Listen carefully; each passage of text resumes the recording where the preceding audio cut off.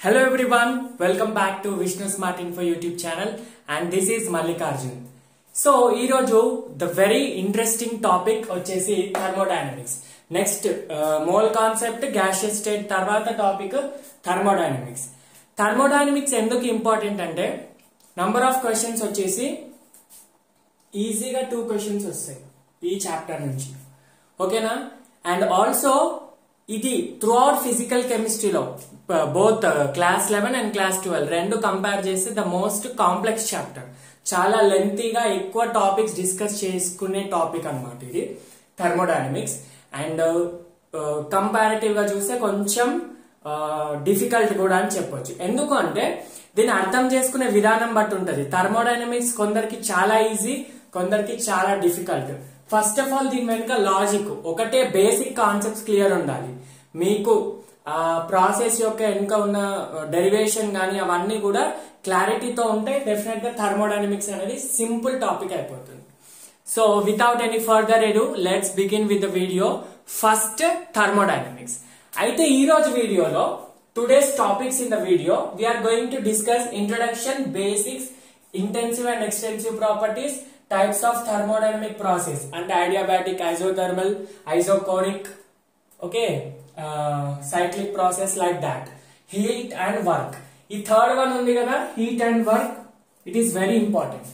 Heat and work ఈ వీడియోలో discuss చేసేది చాలా ఇంపార్టెంట్. దీంట్లోనే నేను specific heat capacity, molar specific heat capacity, what is heat capacity and work కి సంబంధించి కూడా, అంటే వర్క్ యొక్క ఫార్ములా, దానికి సంబంధించిన క్వశ్చన్స్ నేను ఈరోజు ఈ వీడియోలో చేయించబోతున్నాను. చాలా important. Without any delay let's begin with the first introduction అన్నమాట. Thermodynamics introduction. నేను ముందే చెప్తున్నాను, థర్మోడైనమిక్స్ కాంప్లెక్స్ చాప్టర్. మన వీడియోలో అయితే మన ఛానల్ అయితే 6 వీడియోస్ చెప్తాను. 6 వీడియోస్ కూడా ప్రతి వీడియో మినిమం 2 hours డ్యూరేషన్ ఉంటుంది. 1 hour 50 minutes అయితే తప్పకుండా ఉంటుంది. సో లెంత్ అనుకోకుండా ఓపిక్ గా వింటే దీనంత ఈజీ చాప్టర్ ఏది ఉండదు. So first of all introduction ఏంటి, థర్మోడైనమిక్స్. థర్మోడైనమిక్స్ అంటే ఏంటి? ఫస్ట్ ఆఫ్ ఆల్ ఈ టర్మ్ ఏంటి? ఇది ఒక నార్మల్ గా డిస్కస్ చేసే టర్మ్ కాదు, ఒక స్పెసిఫిక్ లాంగ్వేజ్ కదా. సో థర్మోడైనమిక్స్ అంటే ఏంటి? ఫస్ట్ ఆఫ్ ఆల్ డైనమిక్స్ అంటే it's nothing but flow or motion or movement, right? Flow or motion or movement. దేని ఫ్లో గురించి చెప్తుంది? It is telling you about the therm అంటే థర్మల్ ఎనర్జీ, అంటే heat energy. General గా heat యొక్క flow గురించి చెప్తుంది అనమాట. అర్థమవుతుందా? This thermodynamics will describe you about the energy flow, heat energy flow. ఓకేనా? హీట్ ఎనర్జీ యొక్క మూవ్మెంట్ గురించి చెప్పబోతుంది. ఓకేనా? సో దాన్ని థర్మోడైనమిక్స్ అంటాం. ఇది term definition. But actual thermodynamics అంటే ఏంటంటే, జనరల్ గా it is going to describe about the transfer of energy. Transfer of energy. Transfer is nothing but movement కదా. Transfer of energy. ఎనర్జీ అంటే సార్ హీట్ ఎనర్జీ అని అంటారు. So energy heat అనే కాదు, energy can be in the form of heat or it can be in the form of work done. అర్థమవుతుందా? మంచిగా అర్థం చేసుకోండి ట్రాన్స్ఫర్ ఆఫ్ ఎనర్జీ గురించి. ఏం ఎనర్జీ ట్రాన్స్ఫర్ సార్? మెకానికల్ ఎనర్జీయా, హీట్ ఎనర్జీ అంటే ఆబ్వియస్ గా హీట్ ఎనర్జీ. కానీ ఆ ఎనర్జీ అనేది it can be in the form of, ఎట్లా ట్రాన్స్ఫర్ చేస్తాం ఎనర్జీ? ఒక సిస్టమ్ నుంచి ఇంకో సిస్టమ్ కి ఎనర్జీ ఎలా ట్రాన్స్ఫర్ చేస్తాం అంటే, ఎనర్జీని హీట్ రూపంలో ట్రాన్స్ఫర్ చేయొచ్చు, లేదా ఎనర్జీని వర్క్ రూపంలో ట్రాన్స్ఫర్ చేయొచ్చు, రైట్? నువ్వు ఒక కంటైనర్ లో ఒక లిక్విడ్ కి నువ్వు హీట్ చేస్తున్నావు అంటే దాన్ని హీట్ ట్రాన్స్ఫర్ చేస్తున్నావు. లేదు దాన్ని లైక్ నువ్వు సమ్ వర్క్ చేస్తున్నావు, లైక్ ఒక లిక్విడ్ ని నువ్వు కంటిన్యూస్ గా స్టిర్ చేస్తున్నావు, కలుపుతున్నావు, అప్పుడు నువ్వు మెకానికల్ వర్క్ చేస్తున్నావు. నువ్వు బయట నుంచి నువ్వు వేడి చేసినా కూడా దాని టెంపరేచర్ ఇంక్రీజ్ అవుతుంది, హీట్ ఇంక్రీజ్ అవుతుంది. లేదా నువ్వు మెకానికల్ వర్క్ చేసినా కూడా దాని యొక్క ఎనర్జీ ఇంక్రీజ్ అవుతుంది. అంటే ఎనర్జీని ఇంక్రీజ్ చేయడం లేదా డిక్రీజ్ చేయడం లేదా ట్రాన్స్ఫర్ చేయడం.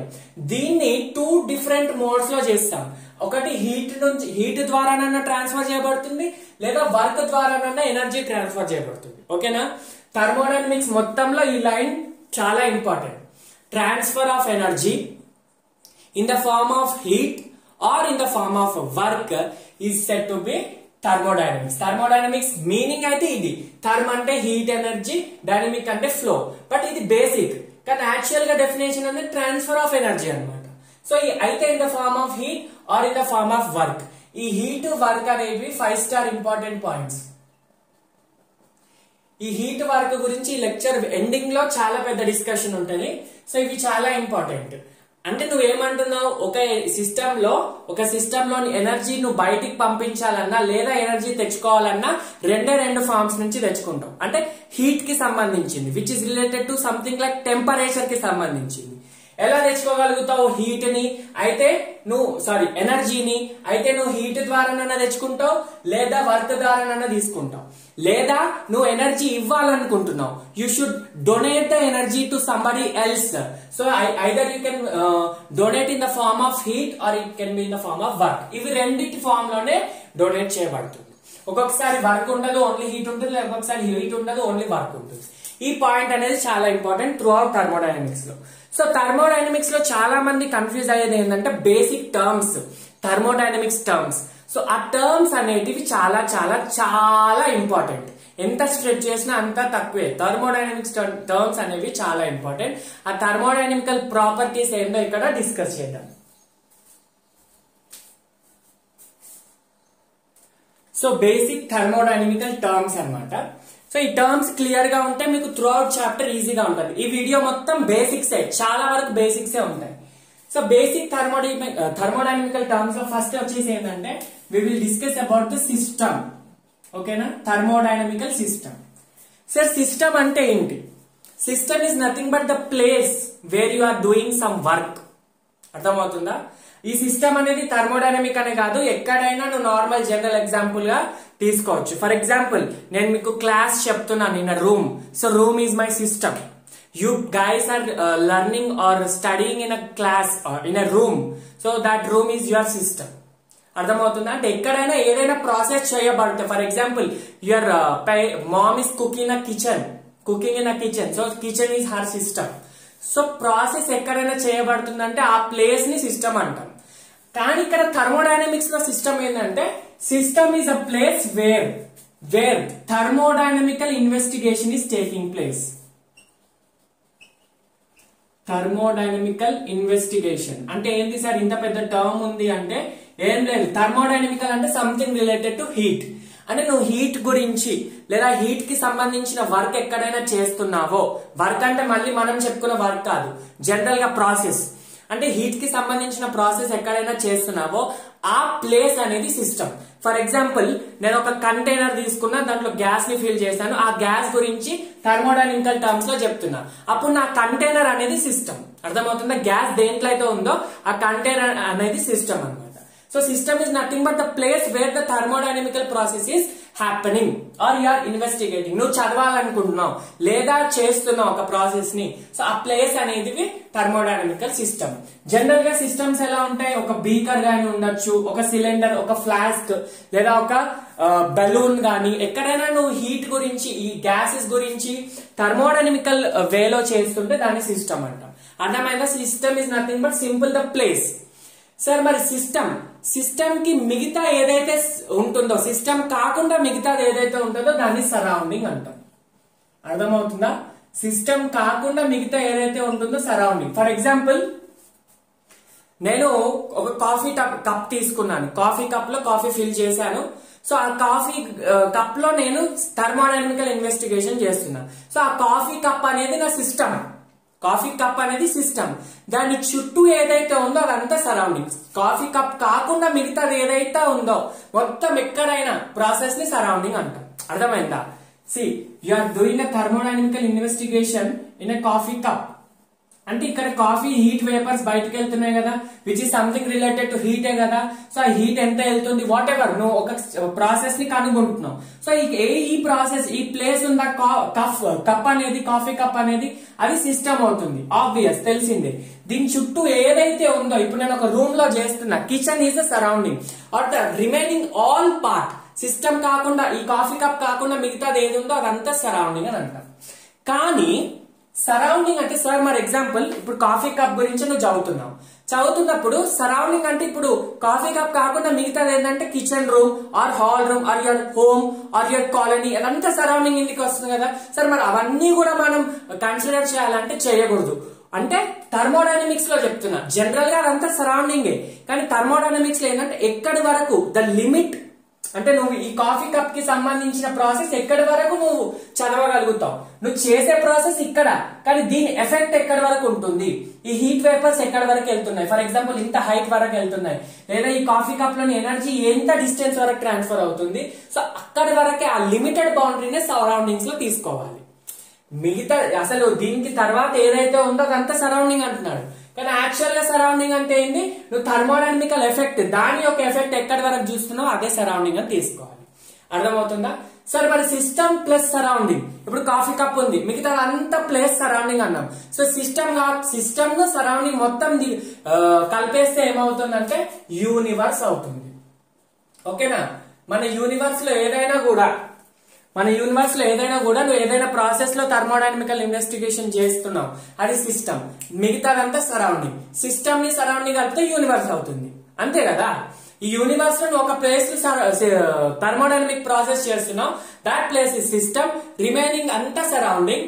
కానీ ఒక యాక్చువల్ ఎఫెక్ట్ చూడాలంటే కొంత ప్లేస్, ఆ కొంత ప్లేస్ కాన్సెప్ట్ పక్కన పెట్టండి. సో మిగతాదంతా surrounding. So system plus surrounding is equal to universe. అర్థమవుతుందా? ఇక్కడ ఇంకొక పాయింట్ ఏంటంటే సిస్టమ్స్ కూడా టైప్స్ ఆఫ్ సిస్టమ్స్ ఉంటాయి చెప్తాం, రైట్? సో సిస్టమ్స్ లో కూడా టైప్స్ ఆఫ్ సిస్టమ్స్ ఉంటాయి. థర్మోడైనమిక్స్ లో ఏది ఇంపార్టెంట్ అది చూడండి, జనరల్ లాంగ్వేజ్ లో చూడకూడదు. ఓకేనా? సో టైప్స్ ఆఫ్ సిస్టమ్స్ అన్నమాట. First types of systems. Types of systems 3 types ఉంటాయి బేసిక్ గా, important. First is open type, closed type, next isolated. Very important, notes రాసుకోండి. Open type, closed type, open system, closed system, isolated system. First open system అనుకోండి. Open system ఏంటంటే ఇప్పుడు చెప్పాను కదా coffee cup, ఈ coffee cup ఏదైతే ఉందో ఈ కాఫీ ఇట్లా వేపర్స్ వెళ్ళిపోతున్నాయి కదా, అంటే ఇది సిస్టమ్ కి సరౌండింగ్ కి మధ్యలో ఇక్కడ ఏదైనా బౌండరీ ఉందా అంటే రియల్ బౌండరీ ఉందా? రియల్ బౌండరీ లేదు. అర్థమవుతుందా? అంటే ఇక్కడ ఏమవుతుంది, హీట్ ఎనర్జీ ఈజీగా ఫ్లో అవుతుంది. కాఫీ కప్ నుంచి వేపర్స్ బయటికి ఈజీగా ఫ్లో అవుతున్నాయి. అంటే వేపర్స్ ఫ్లో అవుతున్నాయి అంటే coffee is changing to vapour, అంటే కొంత మాస్ కూడా ఎలిమినేట్ అయినట్టే కదా. అండ్ కాఫీ కూడా కొంత తర్వాత చల్లారిపోతుంది అంటే హీట్ ఎనర్జీ కూడా వెళ్ళిపోయినట్టే కదా. అంటే ఇక్కడ మాస్ వెళ్ళిపోతుంది, హీట్ ఎనర్జీ వెళ్ళిపోతుంది. సో ఓపెన్ సిస్టమ్ లో ఏంటంటే exchange of both matter or mass and energy రెండు ఎక్స్చేంజ్ అవుతాయి. సిస్టమ్ కి సరౌండింగ్ కి మధ్యలో మాస్ ఎక్స్చేంజ్ ఉంటుంది, ఎనర్జీ ఎక్స్చేంజ్ ఉంటుంది. ఇప్పుడు ఈ సేమ్ కాఫీ కప్ ఎగ్జాంపుల్ తీసుకోండి. ఇక్కడ వేపర్స్ వెళ్ళిపోతున్నాయంటే దాని రూపంలో నథింగ్ బట్ మాస్ వెళ్ళిపోతుంది. కాఫీయే వేపర్ లాగా, కాఫీ కాదు అక్కడ హాట్ వాటర్ తీసుకోండి, హాట్ వాటర్ వేపర్ లాగా మారుతుందంటే కొంచెం వాటర్ వేపర్ లాగా కన్వర్ట్ అయిపోయింది, అంటే మాస్ ఎలిమినేట్ అయిపోయింది.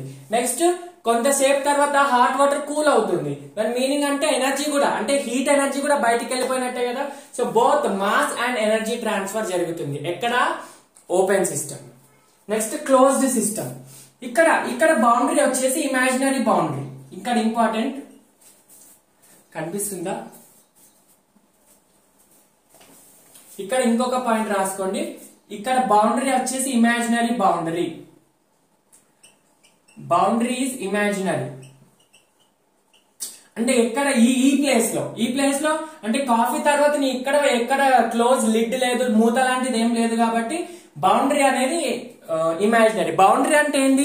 సిస్టమ్ ని సరౌండింగ్ ని సపరేట్ చేసేది బౌండరీ. ఫర్ ఎగ్జాంపుల్ ఒక కంటైనర్ తీసుకోండి, గ్లాస్ కంటైనర్. సో ఆ గ్లాస్ కంటైనర్ లో నువ్వు మొత్తం థర్మోడైనమికల్ ప్రాసెస్ చూస్తున్నావు, అది నీ సిస్టమ్. దాని తర్వాత ఏంటి? సరౌండింగ్. దానికి దీనికి మధ్యలో నీ అడ్డుగోడ ఏదైతే ఉందో గ్లాస్ వాల్, దాన్నే బౌండరీ అంటాం. సో బౌండరీ రియల్ ఉండొచ్చు, ఇమాజినరీ ఉండొచ్చు. అక్కడ గ్లాస్ వాల్ అనేది రియల్ బౌండరీ.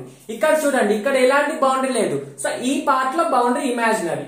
ఇక్కడ చూడండి ఈ పార్ట్ లో చూడండి, ఈ పార్ట్ లో బౌండరీ రియల్, కాఫీ కప్ యొక్క వాల్ ఉంది కదా ఇది రియల్ బౌండరీ, ఈ పార్ట్ లో ఇమాజినరీ బౌండరీ. ఓకేనా. Next closed system.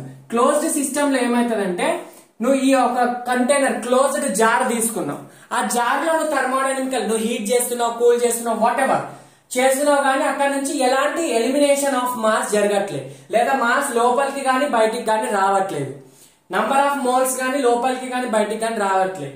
లిక్విడ్ తీసుకోండి, ఏదైనా తీసుకోండి, కంటైనర్ లో నువ్వు లిక్విడ్ ని కింద హీట్ చేసినా దాంట్లో నుంచి లిక్విడ్ బయటికి వెళ్ళిపోవట్లేదు లేదా లోపలికి రావట్లేదు.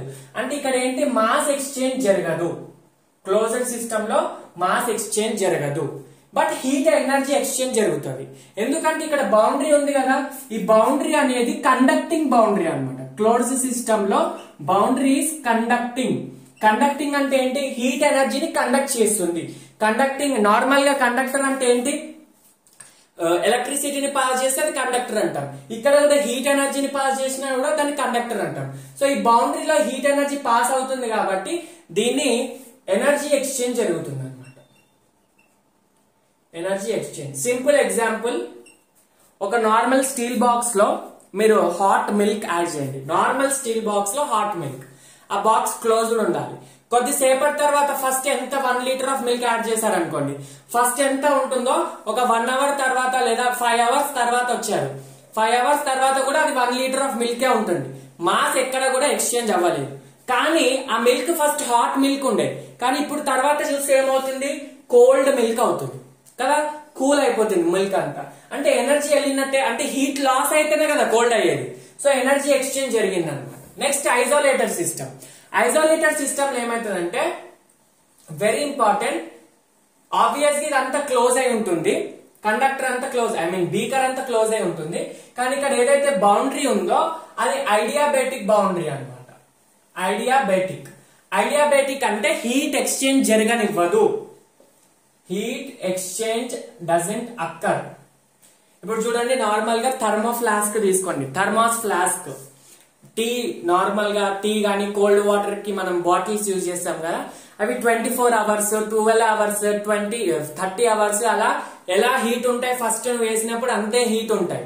దాని మీనింగ్ ఏంటి, అక్కడ హీట్ ఎక్స్చేంజ్ జరగట్లేదు. నువ్వు ఫస్ట్ ఎంత టీ యాడ్ చేసావో అక్కడ టీ కూడా అంతే ఉంటుంది. సో సేమ్ ఎగ్జాంపుల్ ఇక్కడ కూడా అంతే, మాస్ ఎక్స్చేంజ్ అవ్వట్లేదు, మాస్ ఎక్స్చేంజ్ జరగదు అండ్ హీట్ ఎక్స్చేంజ్ కూడా జరగదు. హీట్ ఎక్స్చేంజ్ కూడా జరగదు. దీన్ని ఐసోలేటెడ్ సిస్టమ్ అంటాం. ఐసోలేటెడ్ సిస్టమ్ అంటే, ఐసోలేషన్ అంటే ఏంటి, సింగిల్ గా ఉండడం, అంటే దానికి ప్రపంచంతో సంబంధం లేదు. సో ఇక్కడ కూడా ప్రపంచంతో సంబంధం లేదు, హీట్ ఎక్స్చేంజ్ బయటికి లేదు లోపలికి రాదు, మాస్ బయటికి లేదు లోపలికి రాదు. సింపుల్ ఎగ్జాంపుల్ వచ్చేసి టీ థర్మోస్ ఫ్లాస్క్. కానీ సార్ మరి కొద్దిసేపు తర్వాత 1 or 2 days తర్వాత టీ కూడా చల్లారిపోతుందంటే అదే ఐడియల్, అంటే పర్ఫెక్ట్లీ ఐసోలేటెడ్ సిస్టమ్ మన యూనివర్స్ లో ఉండదు. ఏదైనా పర్ఫెక్ట్ ఐసోలేటెడ్ సిస్టమ్ ఉండదు. Right everyone? ఓకే. ఇప్పుడు ఇక్కడ కూడా క్లోజ్ లో కూడా నువ్వు కొద్దిసేపు తర్వాత కూల్ అయిపోతుంది అంటున్నావు, హీట్ ఎనర్జీ జరుగుతుంది అంటున్నావు. నువ్వు వేడి రూమ్ లో పెట్టు, మళ్ళీ హీట్ వస్తుంది కదా. అంటే పర్ఫెక్ట్లీ క్లోజ్డ్ ఉండదు, పర్ఫెక్ట్లీ ఐసోలేటెడ్ కూడా ఉండదు. సో ఐసోలేటెడ్ కూడా పర్ఫెక్ట్ ఉండదు. బట్ నువ్వు ఏదైనా హైపోథెసిస్ లోనే వెళ్తున్నావు కాబట్టి ఇక్కడ మాస్ ఎక్స్చేంజ్ హీట్ ఎక్స్చేంజ్ జరగదు, ఇక్కడ మాస్ ఎక్స్చేంజ్ జరగదు, హీట్ ఎక్స్చేంజ్ జరుగుతుంది. ఓపెన్ లో both mass and heat exchange జరుగుతుంది. ఈ టర్మ్స్ అనేటివి చాలా ఇంపార్టెంట్. ఇంకోటి ఏంటంటే బౌండరీ గురించి చెప్పాం కదా, ఇక్కడ బౌండరీ వచ్చేసి ఇమాజినరీ బౌండరీ ఈ పార్ట్ లో, ఇక్కడ రియల్ బౌండరీ, ఇక్కడ కూడా రియల్ బౌండరీ. ఇక్కడ రియల్ గాని కండక్టింగ్ బౌండరీ. ఆ కండక్టింగ్ నే ఇంకొక వర్డ్ ఏం యూజ్ చేస్తామంటే డయాథర్మిక్ బౌండరీ అంటాం. డయాథర్మిక్, డయా అంటే 2, థర్మిక్ అంటే హీట్. అంటే హీట్ ఈ సైడ్ వెళ్ళొచ్చు లోపలికి రావచ్చు, బయటికి వెళ్ళొచ్చు లోపలికి రావచ్చు. ఏ డయాథర్మిక్, ఏ అంటే అబ్సెన్స్, సో లోపలికి వెళ్ళడం జరగదు, బయటికి వెళ్ళడం జరగదు. సో ఏ డయాథర్మిక్ కే అడియాబేటిక్ అని ప్రొనౌన్స్ చేస్తారు. చూడండి, ఏ డయాథర్మిక్, ఏ డయాథర్మిక్ నే ఈ ఏరియా ఉందో బ్యాటిక్ అని అంటారు, అడియాబాటిక్ అంటారు. ఓకేనా? దాని ప్రొనౌన్సియేషన్ వల్ల వచ్చిన వర్డ్ అది. ఓకేనా? సో ఇవి 3 types of systems. Next thermodynamical properties. Property గానీ పారామీటర్స్ గానీ వేరియబుల్స్ గానీ ఏదైనా అనొచ్చు. థర్మోడైనమికల్ ప్రాపర్టీస్ అంటే ఏంటి అంటే ఒక సిస్టమ్ లోని ఆ హీట్ కి సంబంధించి నువ్వు ఆ గ్యాస్ గానీ అక్కడ సిస్టమ్ లో లిక్విడ్ ఉన్నా గ్యాస్ ఉన్నా దాన్ని ఎలా డిఫైన్ చేస్తావు? ఓకేనా? అయితే నువ్వు ప్రెషర్, నేను ఇంతకు ముందు ఐడియల్ గ్యాస్ లో చెప్పేటప్పుడు చెప్పా, ఏదైనా గ్యాస్ ని నువ్వు ప్రెషర్ గానీ వాల్యూమ్ గానీ నంబర్ ఆఫ్ మోల్స్ గానీ టెంపరేచర్ గానీ డిఫైన్ చేస్తావు. కానీ ఇక్కడ గ్యాస్ కాదు కదా, ఇది ఇక్కడ ఒక ప్రాసెస్ జరుగుతుంది, థర్మోడైనమికల్ ప్రాసెస్ జరుగుతుంది. ఆ ప్రాసెస్ ని నువ్వు ఎలా డిఫైన్ చేస్తావు అంటే different type of parameters use చేస్తావు. సో దాంట్లోనే మనకి like pressure, volume, temperature, number of moles ఒక గ్యాస్ కి. కానీ థర్మోడైనమిక్స్ లో గ్యాస్ తో పాటు అక్కడ ఇది ఒక ప్రాసెస్ జరుగుతుంది కదా. So pressure, volume, temperature, number of moles, ఇక్కడ heat, right, internal energy, specific heat capacity, Gibbs free energy, concentration of the gas, molarity, ఇవన్నీ కూడా ప్రాపర్టీస్. ఒక ప్రాసెస్ ని డిఫైన్ చేయాలంటే ఇదంతా ప్రాపర్టీస్. సో బేసిక్ గా ఈ ప్రాపర్టీస్ ని 2 టైప్స్ గా క్లాసిఫై చేస్తారు. వెరీ ఇంపార్టెంట్, చాలా మంది స్టూడెంట్స్ కన్ఫ్యూజ్ అయ్యేది ఇక్కడే. సో ఈ ప్రాపర్టీస్ ఆర్ పారామీటర్స్ ని 2 టైప్స్ లాగా డివైడ్ చేస్తారు. ఫస్ట్ ఏంటంటే ఇంటెన్సివ్ ప్రాపర్టీస్, నెక్స్ట్ ఏంటంటే ఎక్స్టెన్సివ్ ప్రాపర్టీస్.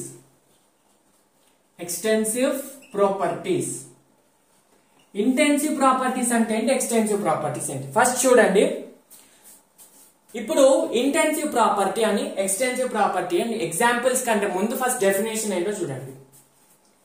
ఇది ఒక బీకర్ తీసుకున్నారు, ఒక గ్యాస్ బీకర్ తీసుకున్నారు, దీంట్లో ఒక గ్యాస్ ఫిల్ అయి ఉంది. అయితే గ్యాస్ యొక్క ప్రెషర్ P, దాంట్లో n number of moles of gas molecules ఉన్నాయి, టెంపరేచర్ T, దీని ఒక వాల్యూమ్ V, మొత్తం కంటైనర్ యొక్క వాల్యూమ్ V. ఓకేనా? అయితే నువ్వేం చేసావంటే ఇనీషియల్ గా ఇలా ఉంది, నువ్వేం చేసావంటే గ్యాస్ బీకర్ ని మధ్యలో ఒక గోడ కట్టేసావు. You have divided, you have biparted it. Okay, partition చేశావు. పార్టీషన్ చేస్తే ఏమైతుంది, ప్రెషర్ ఉందా, ఈ ప్రెషర్ ఏమైంది, నువ్వు డివైడ్ చేసిన తర్వాత ప్రెషర్ ఎంత అయితే ఫస్ట్ ఎంత ప్రెషర్ ఉందో నువ్వు డివైడ్ చేసిన తర్వాత కూడా ఈ గ్యాస్ కి కూడా అంతే ప్రెషర్ ఉంటుంది. సార్ ఇక్కడ P ఉంది, మనది P/2. ప్రెషర్ అంటే ఏంటి, మొత్తం గ్యాస్ కి ప్రెషర్. సో ఇది P ఉంటుంది, ఇక్కడ కూడా P నే ఉంటుంది. సార్ ముందు మొత్తం n నంబర్ ఆఫ్ మోల్స్ ఉంటాయి, నువ్వు డివైడ్ చేసావు, కరెక్ట్ హాఫ్ చేసావు, అప్పుడు ఇక్కడ n/2 ఉంటుంది. అంటే 10 మోల్స్ ఉంటాయి, నువ్వు డివైడ్ చేసి ఇక్కడ 5 మోల్స్, ఇక్కడ 5 మోల్స్ ఉంటుంది. నెక్స్ట్ టెంపరేచర్, ముందు గ్యాస్ టెంపరేచర్ 500 కెల్విన్ అనుకోండి, నువ్వు డివైడ్ చేసిన తర్వాత కూడా ఈ పార్ట్ ది 250, ఈ పార్ట్ ది 250 అని కాదు కదా, మొత్తం గ్యాస్ ఎంత ఉంటుందో ఈ పార్ట్ ది కూడా 500 కెల్విన్ ఉంటుంది, ఈ పార్ట్ ది కూడా 500. అంటే ముందు కూడా TT. నెక్స్ట్ వాల్యూమ్ ని డివైడ్ చేసావు, ఆబ్వియస్ గా నువ్వు హాఫ్ చేసావంటే ఇది V/2, ఇది V/2 కదా. అంటే ఇక్కడ ఏమైంది అంటే కొన్ని ప్రాపర్టీస్ చేంజ్ అయినాయి నాన్న, బట్ కొన్ని ప్రాపర్టీస్ చేంజ్ కాలేదు. కొన్ని ప్రాపర్టీస్ ఎందువల్ల చేంజ్ అయినాయి, because you have changed the size of the system, you have changed the amount of the system. ఇక్కడ ఎంత అమౌంట్ ఉందో, ఇంకా మాస్ కూడా చూడండి, ఇందుకు ముందు m గ్రామ్స్ ఉండే, ఇప్పుడు ఇక్కడ నువ్వు హాఫ్ డివైడ్ చేసి ఇక్కడ m/2 అవుతుంది, ఇక్కడ కూడా m/2 అవుతుంది. అంటే నువ్వు సైజ్ ని చేంజ్ చేయడం వల్ల ఇది ఏదైతే సర్కిల్ చేసిన ప్రాపర్టీస్ ఉన్నాయో ఇవి చేంజ్ అయినాయి. ఇవి ఎందుకు చేంజ్ అయినాయి అంటే because you have divided the size, you have changed the size. అంటే కొన్ని properties it is depending upon the amount of the matter or size of the system. కొన్ని ప్రాపర్టీస్ ఆర్ నాట్ డిపెండింగ్, నువ్వు size of the system ని change చేసినా నువ్వు change చేయకుండా కొన్ని properties ఎలా ఉన్నాయి అంతే ఉన్నాయి, బట్ కొన్ని properties are changing. So property which depend on the size of the system or amount of the system or amount of matter present in it, they are known as extensive properties. So raskoni definition, properties which depend upon, very important point, it depend on amount of matter or size of system. ఇప్పుడు చెప్పాను కదా size of system ఏంటో, ముందు full ఉండే ఇప్పుడు half చేసావు, ఆ half చేయడం వల్ల ప్రెషర్ చేంజ్ కాలేదు కానీ వాల్యూమ్ అయితే చేంజ్ అయింది, నంబర్ ఆఫ్ మోల్స్ అయితే చేంజ్ అయినాయి, మాస్ కూడా చేంజ్ అయింది. సో ఇవన్నీ కూడా ఎక్స్టెన్సివ్ ప్రాపర్టీస్ కిందకి వస్తాయి. అర్థమవుతుందా? Properties which depend upon the amount of matter or size of system. అంటే if you change size of system definitely these properties gonna change their values అన్నమాట. ఎగ్జాంపుల్స్ ఏమేమి వచ్చాయి, వాల్యూమ్ వచ్చింది, వాల్యూమ్ ముందు V ఉంటే V/2 అయింది, మాస్ కూడా obvious గా 500 గ్రామ్స్ ఉందనుకో, నువ్వు హాఫ్ చేసావు. అప్పుడు ఒక కేక్ తీసుకోండి, సింపుల్ ఎగ్జాంపుల్, ఒక కేక్ తీసుకోండి. ఒక కేక్ ముందు 500 గ్రామ్స్ అంటే హాఫ్ కేజీ కేక్ తీసుకోండి. నువ్వు దాన్ని ఇది కరెక్ట్ గా డివైడ్ చేసావు, అప్పుడు ఇక్కడ 250, ఇక్కడ 250 అవుతుంది. ఆబ్వియస్ గా అంతే ఇక్కడ కూడా. So mass, number of moles, number of moles కూడా మాస్ కి సంబంధించే కాబట్టి ఇది కూడా డివైడ్ అవుతుంది అన్నమాట. ఇవి కాకుండా వస్తాయి, నేను చెప్తా. ఫస్ట్ ఇంటెన్సివ్ ప్రాపర్టీస్ చెప్పిన తర్వాత చెప్తా. Mass, volume, number of moles కాకుండా ఇంకా చాలా ఉంటాయి, but let me tell you intensive property. So ఇప్పుడు ఇక్కడ ఏంటి, properties which depend on amount of which does not depend on amount of matter present or size of the system, right? Example ఏంటి, pressure, temperature. ఇవైతే basic PVT ఇవన్నీ మనకు ముందటి నుంచి నేర్చుకుంటున్నాం కాబట్టి ఇవి ఎగ్జాంపుల్ ఇచ్చా. బట్ థర్మోడైనమిక్స్ లో ఇవి కాకుండా చాలా వస్తాయి. ఇప్పుడు ఇంటెన్సివ్ ప్రాపర్టీ ఇంకొక ఎగ్జాంపుల్ ఏంటంటే refractive index, RI represented by mu. Refractive index అంటే ఏంటి, మీరు ఫిజిక్స్ లో చదివారు. గ్లాస్ యొక్క రిఫ్రాక్టివ్ ఇండెక్స్ 4/3, వాటర్ యొక్క refractive index some XYZ, air యొక్క రిఫ్రాక్టివ్ ఇండెక్స్ XYZ అని చదువుతారు. అంటే మొత్తం వాటర్ కి రిఫ్రాక్టివ్ ఇండెక్స్ చెప్తారు కానీ కొంత పార్ట్ ఆఫ్ వాటర్ కి ఇంత, తర్వాత ఇంత పార్ట్ ఆఫ్ వాటర్ కి ఇంత అని చెప్పారు కదా. ఎంత వాటర్ తీసుకున్నా దాని రిఫ్రాక్టివ్ ఇండెక్స్ కాన్స్టెంట్. ఎగ్జాంపుల్ 4/3 అనుకోండి. సో 4/3 త్రూ అవుట్ వాటర్ కి అంతే ఉంటుంది, రైట్? గ్లాస్ కి అయినా అంతే. సారీ, గ్లాస్ కి 4/3, వాటర్ కి ఐ డోంట్ కన్ఫ్యూజ్ అవుతున్నా. సో వాట్ ఎవర్ వాల్యూ ఏదైనా చేంజ్ అవ్వదు కదా. సో అలా రిఫ్రాక్టివ్ ఇండెక్స్ కూడా చేంజ్ అవ్వదు. అర్థమవుతుందా? సో రిఫ్రాక్టివ్ ఇండెక్స్ కాకుండా విస్కాసిటీ అని కూడా వస్తుంది. విస్కాసిటీ అంటే మొత్తం ఆ లిక్విడ్ యొక్క ప్రాపర్టీ, లిక్విడ్ యొక్క చిక్కదనాన్ని విస్కాసిటీ అంటాం. ఇంత పార్ట్ చిక్కగా ఉంది, ఇంత పార్ట్ పల్చగా ఉంది అని ఉండదు కదా. సో మొత్తం కూడా దాని చిక్కదనాన్ని చెప్తుంది కదా, విస్కాసిటీ అంటాం. pH కూడా, ఇప్పుడు సొల్యూషన్ యొక్క pH కొంత పార్ట్ 5. ఇప్పుడు మొత్తం ఒక బీకర్ లో యాసిడ్ తీసుకున్నాం, యాసిడ్ యొక్క pH 3 అనుకో. సో ఫస్ట్ కింద ఉన్న యాసిడ్ ది 1, పైన ఉన్న యాసిడ్ ది 2, తర్వాత దాని మీద ఉన్నది 5. అలా చెప్పాం కదా. Through out acid is pH is 3. So pH is also intensive property. మీకు కనిపిస్తున్నాయా విస్కాసిటీ అండ్ ఇక్కడ రాస్తున్నా విస్కాసిటీ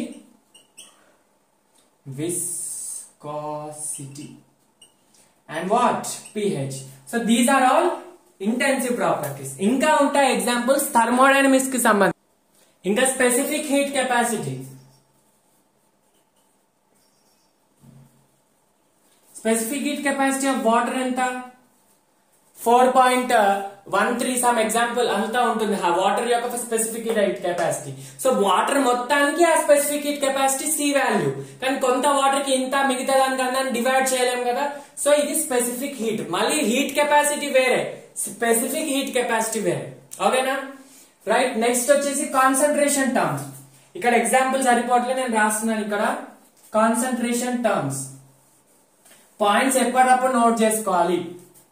కాన్సన్ట్రేషన్ టర్మ్స్ అంటే ఏంటి చెప్పా, దాని గురించి separate video states of matter, sorry mole concept లో. ఏంటి molality, normality, formality, mole fraction, weight percent, volume percent, అదంతా అవన్నీ కూడా ఇంటెన్సివ్. ఎందుకు సార్ అంటే, ఇప్పుడు చూడండి అన్న, ఒక కంటైనర్ లో మీరు సొల్యూషన్ తీసుకుంటే, సార్ నువ్వు ఎప్పుడు క్వశ్చన్ లో ఎలా ఇస్తాడు, 2 మోలార్ సొల్యూషన్, 2 మోలార్ HCl అని ఇస్తాడు కాబట్టి, కానీ some part of the HCl is 1 molar, some part is 0.5 molar, some part is 3 molar, ఎక్కడ ఇవ్వడు కదా. సో కాన్సన్ట్రేషన్ అనేది మొత్తం సొల్యూషన్ కి 2 molar అంటే concentration is also not depending upon what, concentration terms are also not depending upon the amount of matter present. So all concentration terms, molarity, normality, formality, mole fraction and all percentage strength, weight percent, weight by volume, volume by volume, అవన్నీ కూడా weight by volume, volume by volume, weight by volume, mass by mass percent, అవన్నీ కూడా concentration terms. ఇంకా ఇవన్నీ examples for what, intensive properties. ఇంకా examples కావాలంటే melting point, boiling point, melting point, ఇప్పుడు melting point నువ్వు టెంపరేచర్ చేంజ్ చేస్తే melting point change అవుతుంది, కానీ నువ్వు దాని యొక్క అమౌంట్ ఆఫ్ సబ్స్టెన్స్ ని చేంజ్ చేస్తే కాదు కదా. ఇప్పుడు ఫర్ ఎగ్జాంపుల్ ఒక లిక్విడ్ తీసుకున్నాం, ఆ లిక్విడ్ కొంత టెంపరేచర్ తర్వాత ఫ్రీజ్ అవుతుంది, ఆ ఫ్రీజింగ్ వాడిని ఫ్రీజింగ్ పాయింట్ అంటాం. Melting point, boiling point, freezing point ఇవన్నీ కూడా ఇంటెన్సివ్ ప్రాపర్టీస్, అంటే అమౌంట్ ఆఫ్ మ్యాటర్ తో డిపెండ్ అవ్వవు. ఇక్కడ మీకు ఇంపార్టెంట్ ఇంటెన్సివ్ ప్రాపర్టీస్ ఏంటి అంటే ఇది concentration terms, pressure, temperature, specificity. RI refractive index కూడా ఇంపార్టెంట్, బట్ కెమిస్ట్రీలో ఎక్కువ రాదు. ఓకేనా, concentration terms, pressure, temperature, viscosity, pH, specificity ఇవన్నీ కూడా ఇంటెన్సివ్ ప్రాపర్టీస్. ఎక్స్టెన్సివ్ ప్రాపర్టీస్ కి volume, mass, number of moles and ఇక్కడ important heat capacity. Heat capacity వేరే, స్పెసిఫిక్ హీట్ కెపాసిటీ వేరే. Heat capacity depends upon mass. Specific heat capacity is independent. ఓకేనా, so అది మొత్తం solution కి ఉంటుంది, ఇది జస్ట్ ఒక పార్ట్ 5 grams కింద 10 grams కింద అని చెప్తాం. ఓకేనా, నెక్స్ట్ వచ్చేసి కనిపిస్తుందా వీడియోలో, రైట్. నెక్స్ట్ వచ్చేసి ఎనర్జీ. ఎనర్జీ అంటే ఇక్కడ ఎందుకు ఎనర్జీ ఇంటెన్సివ్ ఎక్స్టెన్సివ్ ప్రాపర్టీ అయింది అంటే సార్, ఎనర్జీ అంటే ఫర్ ఎగ్జాంపుల్ కైనెటిక్ ఎనర్జీ తీసుకోండి. Kinetic energy is equal to ½ mv². అంటే మాస్ తోటి డిపెండ్ అవుతుంది కదా. Mass change, amount of matter change అయితే మాస్ చేంజ్ అవుతుంది, సో కైనెటిక్ ఎనర్జీ కూడా చేంజ్ అవుతుంది. సో అలా మన కైనెటిక్ ఎనర్జీ ఉంటుంది, పొటెన్షియల్ ఎనర్జీ ఉంటుంది, ఆల్ ఎనర్జీస్. పొటెన్షియల్ ఎనర్జీ కూడా mgh లేదా m ఇంటూ మనకి ఎలక్ట్రోస్టాటిక్ పొటెన్షియల్ అయితే వేరే చార్జ్ మీద డిపెండ్ అవుతుంది. చార్జ్ కూడా ఇక్కడ చార్జ్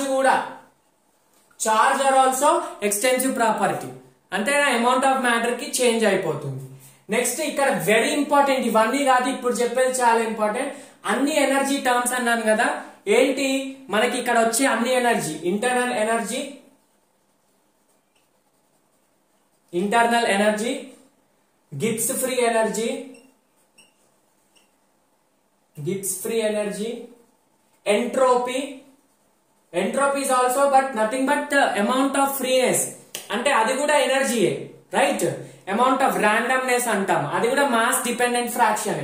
ఓకేనా, హీట్ డిపెండెంట్ ఫ్రాక్షన్. హీట్ కూడా హీట్ కెపాసిటీ, హీట్ కూడా. నెక్స్ట్ వర్క్ కూడా, ఎనర్జీ, హీట్, వర్క్ ఇవన్నీ కూడా mass dependent fraction, automatic extensive properties. Next entropy, enthalpy కూడా ఎనర్జీయే. Enthalpy is nothing but energy at constant pressure. So ఇవన్నీ కూడా extensive properties. Extensive properties do not depend upon extensive properties depend upon amount of matter present. Intensive property do not depend. ఇక్కడ ఏమేమి చూసుకుంటావు, internal energy, Gibbs free energy, ఏదైతే energies వస్తాయో అవన్నీ కూడా extensive property. All energies extensive property. Number of moles extensive. So ఇదన్నమాట. ఇక్కడ ఇంకొక పాయింట్ ఏంటంటే, నోట్ చేసుకోండి ఎగ్జాంపుల్స్ అన్ని ఎప్పటికప్పుడు.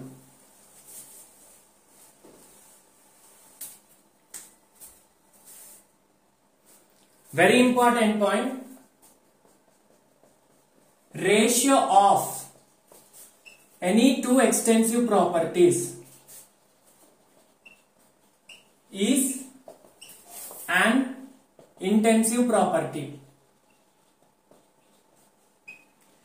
Ratio of any two extensive properties is an intensive. అంటే టూ ఎక్స్టెన్సివ్ ప్రాపర్టీస్ ని డివైడ్ చేస్తే దాని రిజల్టెంట్ వచ్చేసి ఇంటెన్సివ్. ఫర్ ఎగ్జాంపుల్ మాస్ ఉందా, mass is which property, extensive. By volume is which property, extensive. Mass by volume అంటే density కదా, so ఈ density అనేది ఇంటెన్సివ్. ప్రాక్టికల్ గా చూసినా, లాజికల్ గా చూసినా ఇది ఇంటెన్సివ్ ప్రాపర్టీ. ఎందుకు, వాటర్ యొక్క డెన్సిటీ 1 అన్నాం, 1 g/ml అన్నాం, అంటే మొత్తం వాటర్ ది 1 g/ml కానీ కొంత వాటర్ ది 1, కొంత వాటర్ ది 1.5 అలా ఉండదు కదా. So it is also independent on amount of matter present. ఈ point very important, 5 star point. ఇది కూడా ratio of any two extensive property is an intensive property. ఓకేనా, ఇక్కడ ఇంకొక ఎగ్జాంపుల్ తీసుకుంటున్నా. నంబర్ ఆఫ్ మోల్స్ ఉంది, number of moles by volume extensive property, number of moles extensive. Number of moles by volume అంటే ఏం formula గుర్తుకు రావాలి మీకు, molarity. Molarity is what, intensive property. ఎందుకు మొలారిటీ ఇంటెన్సివ్ ప్రాపర్టీ అయింది? Because it's a concentration term కదా. నేను చెప్పా ఇంతకు ముందు కాన్సన్ట్రేషన్ టర్మ్స్ అన్ని కూడా ఇంటెన్సివ్ ప్రాపర్టీస్. ఇంకోటి ఇప్పుడు Gibbs free energy. Gibbs free energy అనేది ఏ ప్రాపర్టీ? ఏ ఎనర్జీ అయినా కూడా ఎక్స్టెన్సివ్ ప్రాపర్టీ అని చెప్పా. Gibbs free energy by mole. Mole అనేది నంబర్ ఆఫ్ మోల్స్ అనేది ఏ property? Extensive. Gibbs free energy by mole అంటే దీన్ని ఎలా ప్రొనౌన్స్ చేయాలి? Gibbs free energy per mole. Gibbs free energy per mole. Per mole అంటే ఒక మోల్ కి లేదా 5 మోల్స్ కనుకోండి. Gibbs free energy for 5 moles. So Gibbs free energy per mole వచ్చేసి దీనికి Gibbs free energy by mole వస్తే resultant ఏమొస్తుంది? Gibbs free energy per mole అన్నట్టు. ఓకేనా? దీన్ని రెండింటిని డివైడ్ చేస్తే Gibbs free energy per mole. Now this is also intensive property. Intensive property అంటే రెండు ఎక్స్టెన్సివ్ ప్రాపర్టీస్ ని డివైడ్ చేస్తే వచ్చేది intensive. So Gibbs free energy per మోలే కాదు, internal energy per mole, enthalpy per mole, entropy per mole, any energy per mole. Mole is extensive, energy is extensive. So extensive by extensive is what? Intensive property. So any energy per mole is intensive property. NCERT లో కొన్ని దగ్గర confuse అవుతారు. Gibbs free energy is an intensive property అంటాడు. అంటే వాడు meaning అక్కడ Gibbs free energy per mole is an intensive property. అంటే thermodynamics లో జనరల్ గా ఒక మోల్ కి తీసుకుంటాం మనం. కాబట్టి ఒక్కొక్కసారి అలా ఇస్తే కన్ఫ్యూజ్ అవ్వద్దు. Gibbs free energy per mole is intensive, normal Gibbs free energy is extensive property. అర్థమవుతుందా? రైట్. సో ఇవి చాలా ఇంపార్టెంట్, చాలా చాలా ఇంపార్టెంట్, వెరీ ఇంపార్టెంట్. నోట్ చేసుకోండి. ఓకేనా? ఇది నేర్చుకుంటే మీకు తర్వాత డెరివేషన్స్ లో క్వశ్చన్స్ లో కూడా నేను చాలా ఇంపార్టెంట్ చెప్తా ఇవి, వీటి ఇంపార్టెన్స్ ఏంటో. Right? Question, which of the following is an extensive property? First, inter energy per mole. Energy per mole అంటే ఏంటి? Energy is extensive by divided by mole. Both extensive కాబట్టి it's an intensive property. So ఇది intensive. I అంటే intensive. Next EMF. EMF అంటే electric potential. Physics లో వస్తుంది. EMF ఎలా చేస్తాం? ఈఎంఎఫ్ కి ఫార్ములా ఏంటి? పొటెన్షియల్ కి formula work done by charge కదా. EMF is nothing but potential, work done by charge. Work done is which property? ఇప్పుడే చెప్పా, extensive property. Heat, work extensive, energy extensive. So work extensive, charge కూడా extensive. It depends upon amount of matter. So heat, work extensive by extensive is intensive. So this is also intensive property. Enthalpy. Enthalpy అంటే energy. Simple energy అయితే extensive, energy per mole intensive. So simple energy కాబట్టి ఇది extensive property. Density. Density is intensive ఎందుకంటే mass by volume. Mass extensive, volume extensive. So answer is enthalpy. అలా questions కూడా రావచ్చు. Next basic terms thermodynamics లో thermodynamical functions. So thermodynamical function అంటే ఒక process గురించి చెప్పేది, ఒక ప్రాసెస్ ఎలా జరుగుతుంది అని చెప్పే thermodynamical functions. So state function. First of all state function అంటే ఏంటంటే, ఫర్ ఎగ్జాంపుల్ ఒక కంటైనర్ ఇనీషియల్ స్టేట్ 1 లో దాని యొక్క pressure P, volume V, number of moles N. ఓకేనా? అయితే నువ్వు ఏం చేసావు? ఈ స్టేట్ ని హీట్ చేసావు, కూల్ చేసావు, what ever something you have done the process. So ఇప్పుడు ఏమైతుంది? ఈ ప్రాసెస్ ని తీసుకొస్తే స్టేట్ 2 లో వచ్చింది. స్టేట్ లో ముందు P1, V1, N1 ఉంటాయి. ఇప్పుడు P2, V2, N2 ఉంది. అర్థమవుతుందా? P2, V2, N2. అయితే ఇక్కడ నేను ప్రెషర్ చేంజ్ అడిగా. Change in the pressure, change in the delta P. Delta P is nothing but P2 minus P1 అంటే final pressure minus initial pressure. Sir అయితే ఏం చేశానంటే, నేను ఈ ప్రాసెస్ ని ఈ వేలో చేస్తే మనకి ఈ వాల్యూ వచ్చింది. లేదా నేను ఈ ప్రాసెస్ ని ఈ పాత్ లో వెళ్ళాను అనుకోండి, ఇనిషియల్ స్టేట్ నుంచి ఫైనల్ స్టేట్ కి ఈ పాత్ లో వెళ్ళా. ఈ పాత్ లో వెళ్తే మనకి ప్రెషర్ చేంజెస్ ఎంత వస్తుంది? Delta P is equal to first ఈ పాత్ లో ఎంత, తర్వాత ఇక్కడ ఎంత, తర్వాత ఇక్కడ ఎంత అని వస్తుందా? రాదు. ఇనిషియల్ ఫైనల్ మైనస్ ఇనిషియలే వస్తుంది. ఫైనల్ మైనస్ ఇనిషియల్ వస్తుంది. టెంపరేచర్ కూడా ఇక్కడ T1 టెంపరేచర్, ఇక్కడ T2 టెంపరేచర్. డిఫరెన్స్ వచ్చేసి T2 మైనస్ T1 వస్తుంది. కానీ ఇక్కడ మళ్ళీ టెంపరేచర్ ఎంత పెంచావు, ఎంత తగ్గించావు, ఇక్కడ మధ్యలో ఏదైనా చెయ్యు, ఏ ప్రాసెస్ చేసినా నీకు సంబంధం లేదు. Just initial and final. Change వచ్చేసి ఫైనల్ మైనస్ ఇనిషియల్. అర్థమవుతుందా? అంటే నువ్వు ఈ ప్రాసెస్ లో వెళ్ళినా, ఈ పాత్ లో వెళ్ళినా, ఈ పాత్ లో వెళ్ళినా, ఇలా వెళ్ళి ఇలా వెళ్ళి ఇలా వెళ్ళి ఇలా వెళ్ళి ఇలా వెళ్ళినా ఎంత చేసినా కూడా నీకు ఈ మధ్యలో వాటితో సంబంధం ఉండదు. అంటే దీస్ ఏదైతే ఉందో టెంపరేచర్, ప్రెషర్, వాల్యూమ్ ఇది ఏదైతే ఉందో these are independent. The change in the properties are independent of path followed. ఇక్కడ ఒక డెఫినేషన్ రాసుకోండి. The change in state function, state function ని స్టేట్ వేరియబుల్స్ అని కూడా అంటారు. State function or state variables is independent on path followed. చెప్పాను కదా, నువ్వు ఎలా ఏ పాత్ లో వెళ్ళినా అంతే ఉంటుంది. అర్థమవుతుందా? ఇప్పుడు చెప్పాను, ఇలా నువ్వు ఈ ప్రాసెస్ లో వెళ్ళినా, ఇలా వెళ్ళినా, ఇలా వెళ్ళినా డెల్టా టీ, ఇక్కడ డెల్టా టీ ఎంత ఉంటుందో ఇక్కడ కూడా అంతే ఉంటుంది, ఇక్కడ కూడా అంతే ఉంటుంది. అంటే నువ్వు ఫస్ట్ పాత్ లో వెళ్ళినా, సెకండ్ పాత్ లో వెళ్ళినా, థర్డ్ పాత్ లో వెళ్ళినా delta T1 is equal to delta T2 is equal to delta T3. So ఇలా which properties which does not depend upon path followed are called state functions. అది temperature కాదు, ఇక్కడ examples అయితే చాలా వస్తాయి.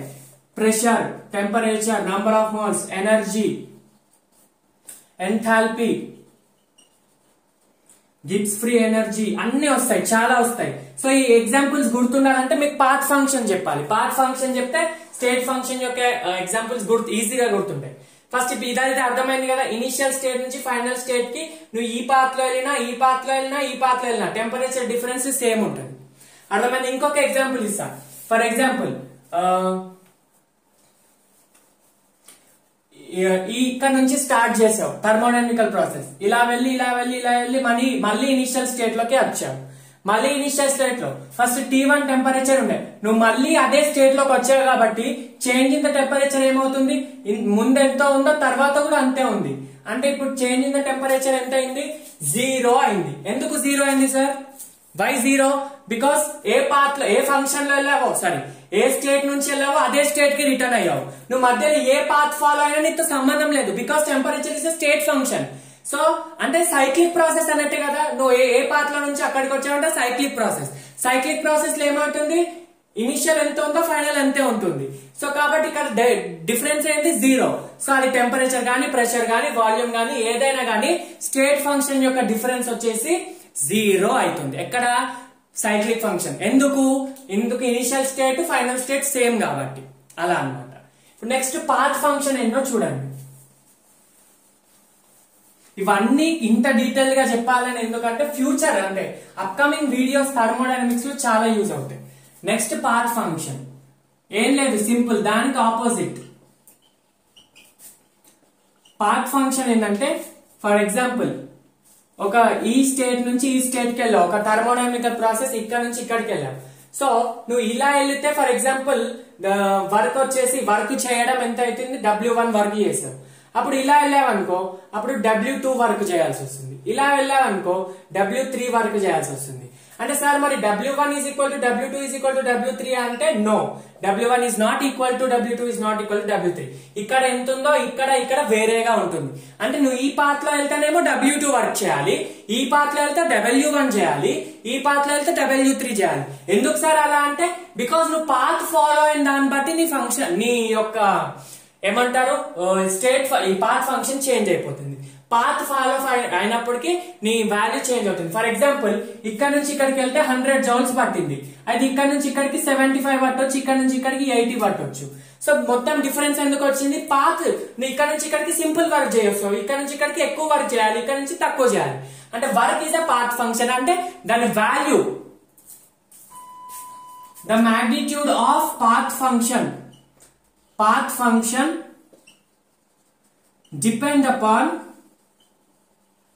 depend upon path followed.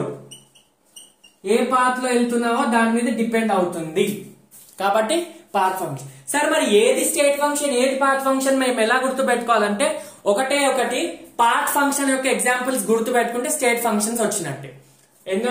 ఏంటి path function యొక్క examples చూడండి, మూడే examples, work, heat capacity. Work, heat capacity, ఇవి మూడే పాత్ ఫంక్షన్స్. మిగతావన్నీ కూడా స్టేట్ ఫంక్షన్స్. ఓకేనా? మీకు ఇక్కడ తర్వాత ఏదైతే చాప్టర్ లో డిస్కషన్ ఉంటుందో అక్కడ వర్క్, హీట్ కెపాసిటీ కాకుండా మీకు ఏ టర్మ్ కనిపించినా అది స్టేట్ ఫంక్షన్ అన్నమాట. అర్థమవుతుందా? ఇప్పుడు ఫర్ ఎగ్జాంపుల్ సైక్లిక్ ప్రాసెస్ తీసుకోండి. సైక్లిక్ ప్రాసెస్ లో ఇనిషియల్ స్టేట్ ఏ నుంచి మళ్ళీ ఏకే వచ్చావు. అప్పుడు W1 delta W is equal to 0 అవుతుందా? కాదు. ఎందుకంటే WA is not equal to WB. ఇక్కడ నుంచి W1 is not equal to W2. నువ్వు ఇక్కడ నుంచి ఇలా వస్తే ఇక్కడ పాత్ ఫాలోడ్ మీద కంపల్సరీ తేడా వస్తుంది. అర్థమవుతుందా? రైట్.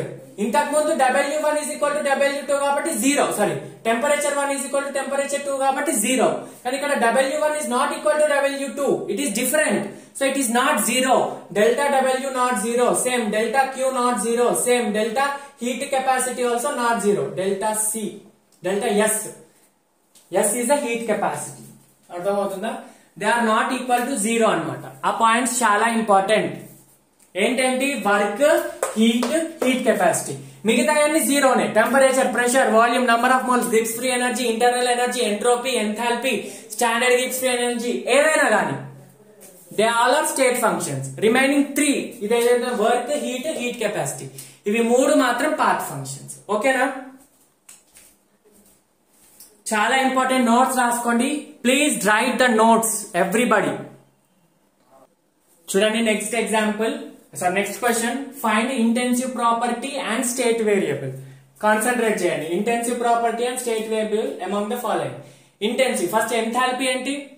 ఎంథాల్పీ అంటే ఎనర్జీ కాబట్టి ఎనర్జీ, ఏ ఎనర్జీ అయినా ఎక్స్టెన్సివ్ అని చెప్పారు. సో వాడు ఇంటెన్సివ్ అడుగుతున్నాడు కాబట్టి రాంగ్. సో ఇది వాడు ఆప్షన్స్ లో అడగట్లే కానీ మనం రాసుకోవాలి కదా. ఇది extensive property. And state variable, path variable, state variable. ఎందుకు? వర్క్, హీట్ కెపాసిటీ కాకుండా ఏది వచ్చినా అది స్టేట్ వేరియబుల్. సో ఇది extensive property and state variable. Next work. Work వచ్చేసి ఏం ప్రాపర్టీ? ఎక్స్టెన్సివ్. ఇంతకు ముందే చెప్పా. Heat, work, extensive. Heat, work, extensive తో పాటు path variables. Right. So next pressure. వాడు అడిగేది ఎక్స్టెన్సివ్ అండ్ స్టేట్ కాబట్టి ప్రెషర్ చూడండి. ఇంటెన్సివ్. ప్రెషర్ ఏంటి? Intensive property. చెప్పాను కదా ఇంతకు ముందే. Pressure intensive. Heat, work, heat capacity కాకుండా మిగతా అన్ని state variables. So pressure is a state variable. So answer is pressure. Next heat capacity చూడండి. Heat capacity extensive property and also path variable. అలా questions ఇలా కూడా అడగడానికి ఛాన్స్ ఉంటాయి. మీరు మైండ్ లో ఫిక్స్ చేసుకోండి ఏది ఎక్స్టెన్సివ్, ఏది ఇంటెన్సివ్. ఒకటే number of moles or mass మీద డిపెండ్ అవుతుందా, అమౌంట్ ఆఫ్ మ్యాటర్ మీద డిపెండ్ అవుతుందో చూసుకోండి. మనకి కావాల్సింది అయితే number of moles, volume, mass, ఇంకా అన్ని ఎనర్జీస్. ఓకేనా? అన్ని energies extensive property. Energy per mole intensive. Ratio of any two extensive is intensive. అదొకటి గుర్తుపెట్టుకోండి. రైట్. చలో let's move on to the next topic. చాలా లెంత్ అయిపోయింది ఇప్పటికే వీడియో. ఇంత basic. Right everyone. Next types of థర్మోడైనమికల్ processes. Very very very important. మళ్ళీ 5 star topic. Sir అన్ని 5 star topics అంటున్నారంటే అవును, బేసిక్స్ అన్ని ఇంపార్టెంట్. బేసిక్స్ ఇంపార్టెంట్ అయితే తర్వాత మీకు క్వశ్చన్స్ ఈజీగా చేయొచ్చు. టైప్స్ ఆఫ్ థర్మోడైనమిక్ ప్రాసెస్ లో బేసిక్ గా 5 టైప్స్ ఉంటాయి. ఒక్కొక్కటి రాసుకొని జాగ్రత్తగా. ఫస్ట్ వచ్చేసి isothermal process. Isothermal process. Iso అంటే మీనింగ్ సేమ్. సేమ్ అంటే కాన్స్టెంట్ అన్నమాట. థర్మల్ అంటే ఇక్కడ temperature, something which is related to temperature. Right. Isothermal అంటే సేమ్ టెంపరేచర్, అంటే టెంపరేచర్ కాన్స్టెంట్. అంటే ఫస్ట్ ఇనిషియల్ స్టేట్ లో ఎంత ఉందో టెంపరేచర్ ఫైనల్ స్టేట్ లో కూడా అంతే ఉంది. టెంపరేచర్ కాన్స్టెంట్ అంటే డెల్టా టీ ఏంటి? 0. Because final temperature, initial temperature 0 కాబట్టి ఐసోథర్మల్ ప్రాసెస్ లో delta T is equal to 0. సరే, ఇక్కడ నుంచి మీకు ఇంకొక పాయింట్ గుర్తుకు రావాలి. ఐడియల్ గ్యాస్ ఈక్వేషన్ లో కైనెటిక్ థియరీ ఆఫ్ గ్యాసెస్ చెప్పేటప్పుడు ఒక పాయింట్ చెప్పా.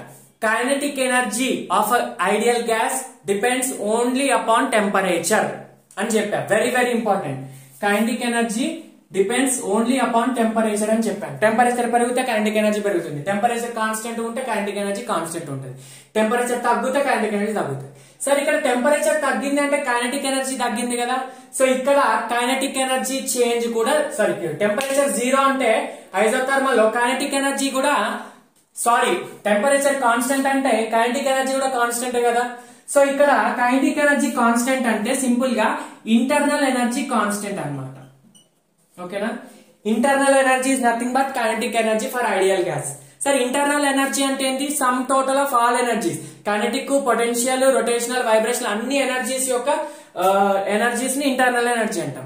కానీ ఐడియల్ గ్యాస్ లో మిగతా ఎనర్జీస్ ఏవి ఉండవు. నేను ఇంతకు ముందే చెప్పాను, ఫోర్స్ ఆఫ్ అట్రాక్షన్ ఉండదు ఐడియల్ గ్యాసెస్ కి, కాబట్టి పొటెన్షియల్ ఎనర్జీ ఉండదు, గ్రావిటేషనల్ ఫీల్డ్, మ్యాగ్నెటిక్ ఎనర్జీ ఏది కూడా ఉండదు. Only and only energies kinetic energy. So internal energy zero అయితే, సారీ కైనెటిక్ ఎనర్జీ జీరో అయితే ఆబ్వియస్ గా ఇంటర్నల్ ఎనర్జీ చేంజ్ కూడా జీరో. చేంజ్ ఇది చేంజ్, టెంపరేచర్ కాన్స్టెంట్ ఉంటది, వాటి చేంజ్ జీరో ఉంటది.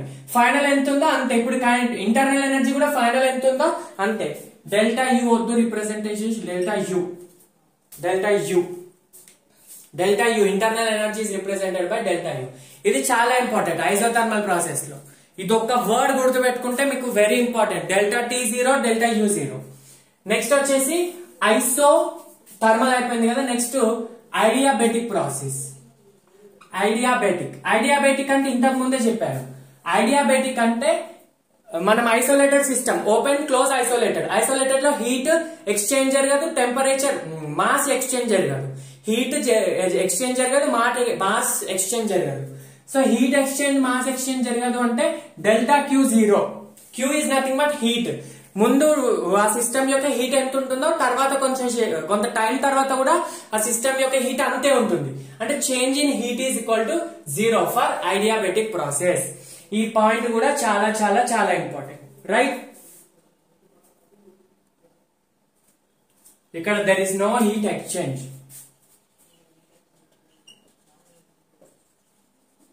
ఇవన్నీ నీట్ లో అడుగుతారా సార్ అంటే అడుగుతారు. ఇంత బేసిక్ నుంచి కూడా అడిగిన సిచ్యుయేషన్స్ ఉన్నాయి, మీకు ప్రీవియస్ ఇయర్ క్వశ్చన్ చేయించేటప్పుడు చెప్తా. నెక్స్ట్ వచ్చేసి ఐసోబారిక్ ప్రాసెస్. ఐసోబారిక్, బార్ అంటే ఏంటి నానా? దేని యూనిట్? ప్రెషర్ యొక్క unit. Bar is the unit of pressure. So iso అంటే కాన్స్టెంట్. సో ఇక్కడ ఏంటి? కాన్స్టెంట్ ప్రెషర్ అన్నమాట. ప్రెషర్ చేంజ్ కావట్లేదు. So change in the pressure is equal to zero. అర్థమవుతుందా? ఐసోబారిక్ ప్రాసెస్ అంటాం. Next isochoric. ఐసోకోరిక్ అంటే ఏంటి? కోర్ అంటే ఏంటి? వాల్యూమ్ యొక్క యూనిట్. వాల్యూమ్ యొక్క యూనిట్ అంటే ఇక్కడ వాల్యూమ్ కాన్స్టెంట్ అన్నమాట. వాల్యూమ్ కాన్స్టెంట్ అంటే వాల్యూమ్ యొక్క చేంజ్ జీరో. సరే, ఇవన్నిటికీ కూడా మనం బాయిల్స్ లా గ్రాఫ్స్ చూద్దాం. బాయిల్స్ లా అంటే ఏంటి? Boils law pressure is inversely proportional to volume, right? Graph కనిపిస్తుందా? రైట్. సో ఇది ప్రెషర్ కి వాల్యూమ్ కి మధ్యలో గ్రాఫ్. సో ఇక్కడ ఐసోథర్మల్ ప్రాసెస్ లో టెంపరేచర్ కాన్స్టెంట్ కాబట్టి బాయిల్స్ లా కూడా టెంపరేచర్ కాన్స్టెంట్ కదా. సో టెంపరేచర్ కాన్స్టెంట్ అయితే ఎలా ఉంటుంది? గ్రాఫ్ రెక్టాంగులర్ హైపర్బోలా ఉంటుంది. అర్థమవుతుందా? ప్రెషర్ కి వాల్యూమ్ కి గ్రాఫ్.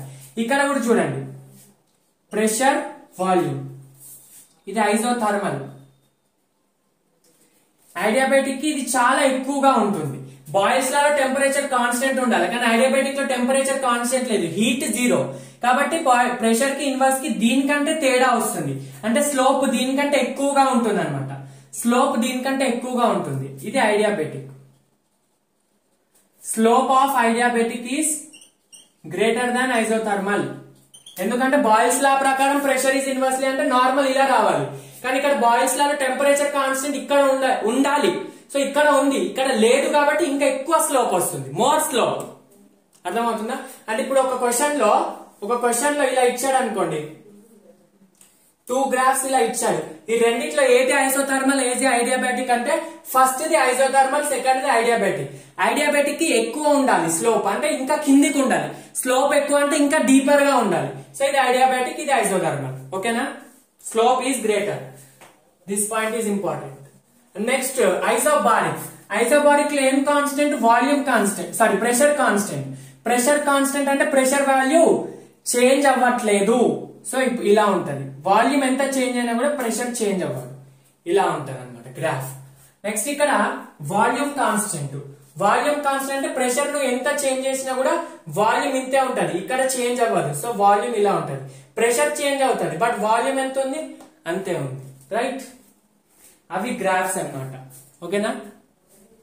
ఆ లాస్ట్ కొంచెం డీటెయిల్ గా రాసుకుని నోట్స్ రాస్తున్నారా మీరు అందరూ? నోట్స్ మెయింటైన్ చేయకపోతే ఐ థింక్ యూజ్లెస్ క్లాసెస్.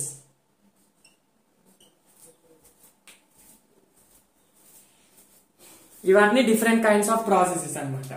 ఇంకొక సైక్లిక్ ప్రాసెస్ ఉంటుంది, ప్లేస్ సరిపోవట్లేదు కాబట్టి చెప్తున్నా, తర్వాత చెప్తా. Next cyclic process.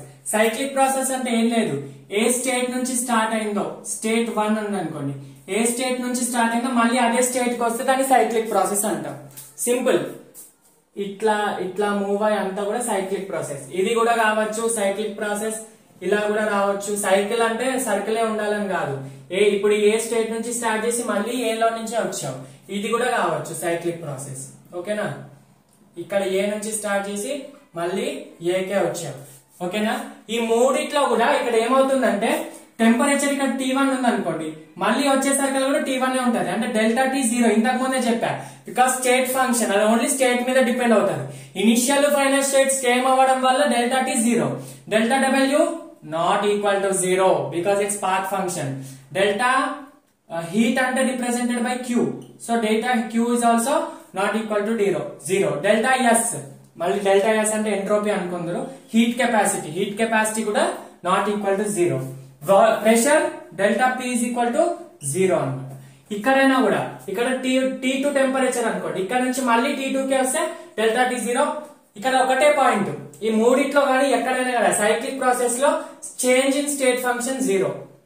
Cyclic process లో change in state function 0, but change in path function is not equal to 0. ఓకేనా, ఇది సైక్లిక్ ప్రాసెస్. రైట్ ఎవ్రీవన్, అయితే ఒక క్వశ్చన్ చేద్దాం మీకు డిఫరెంట్ కైండ్స్ ఆఫ్ ప్రాసెసెస్ నుంచి. క్వశ్చన్ ఏం లేదు, నేను ఇంతకు ముందు ఇచ్చిన గ్రాఫ్ నుంచి.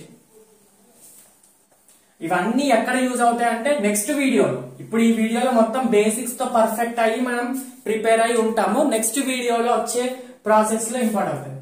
నేను ఇక్కడ చెప్పే ప్రతి పాయింట్ అక్కడ మీకు మళ్ళీ అడుగుతా, మళ్ళీ యూజ్ అవుతుంది. సో ఇది 2 hours వీడియోని 2 hours విని మళ్ళీ మీరు 2 hours ప్రాక్టీస్ చేయాలి, మొత్తం 4 hours చేయాలి.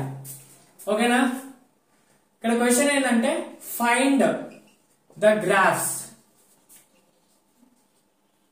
అకార్డింగ్ టు ద ప్రాసెసెస్ అన్నమాట. బిట్వీన్ ప్రెషర్ కి వాల్యూమ్ కి గ్రాఫ్ ఇచ్చాడు.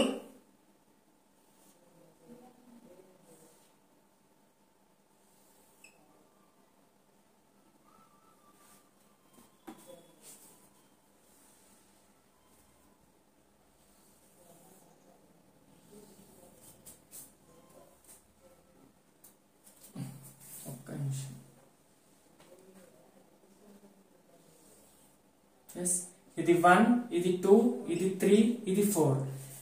సో దీంట్లో 1, 2, 3, 4 లో ఏది ఏ ప్రాసెస్ అని చెప్పాలి.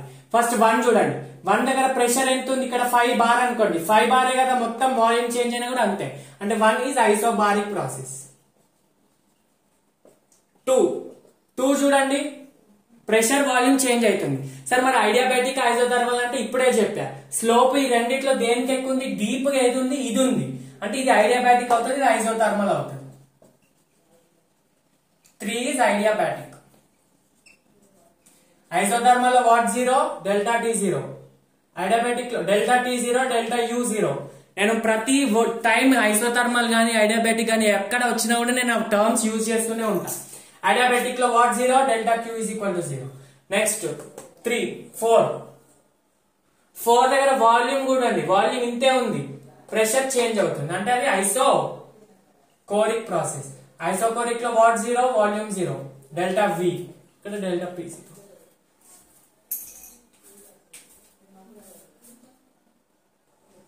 నెక్స్ట్ టైప్స్ ఆఫ్ ప్రాసెస్ లో ఇంకొక type reversible and irreversible. Sir అదేంటి ఇదేంటి, ఐసోబారిక్ ఐసోథర్మల్ అవంటి అంటే అవి కండిషన్ బేస్ చేసుకొని, అంటే టెంపరేచర్ కాన్స్టెంట్ ఉందా, ప్రెషర్ కాన్స్టెంట్ ఉందా, వాల్యూమ్ కాన్స్టెంట్ ఉందా అక్కడ.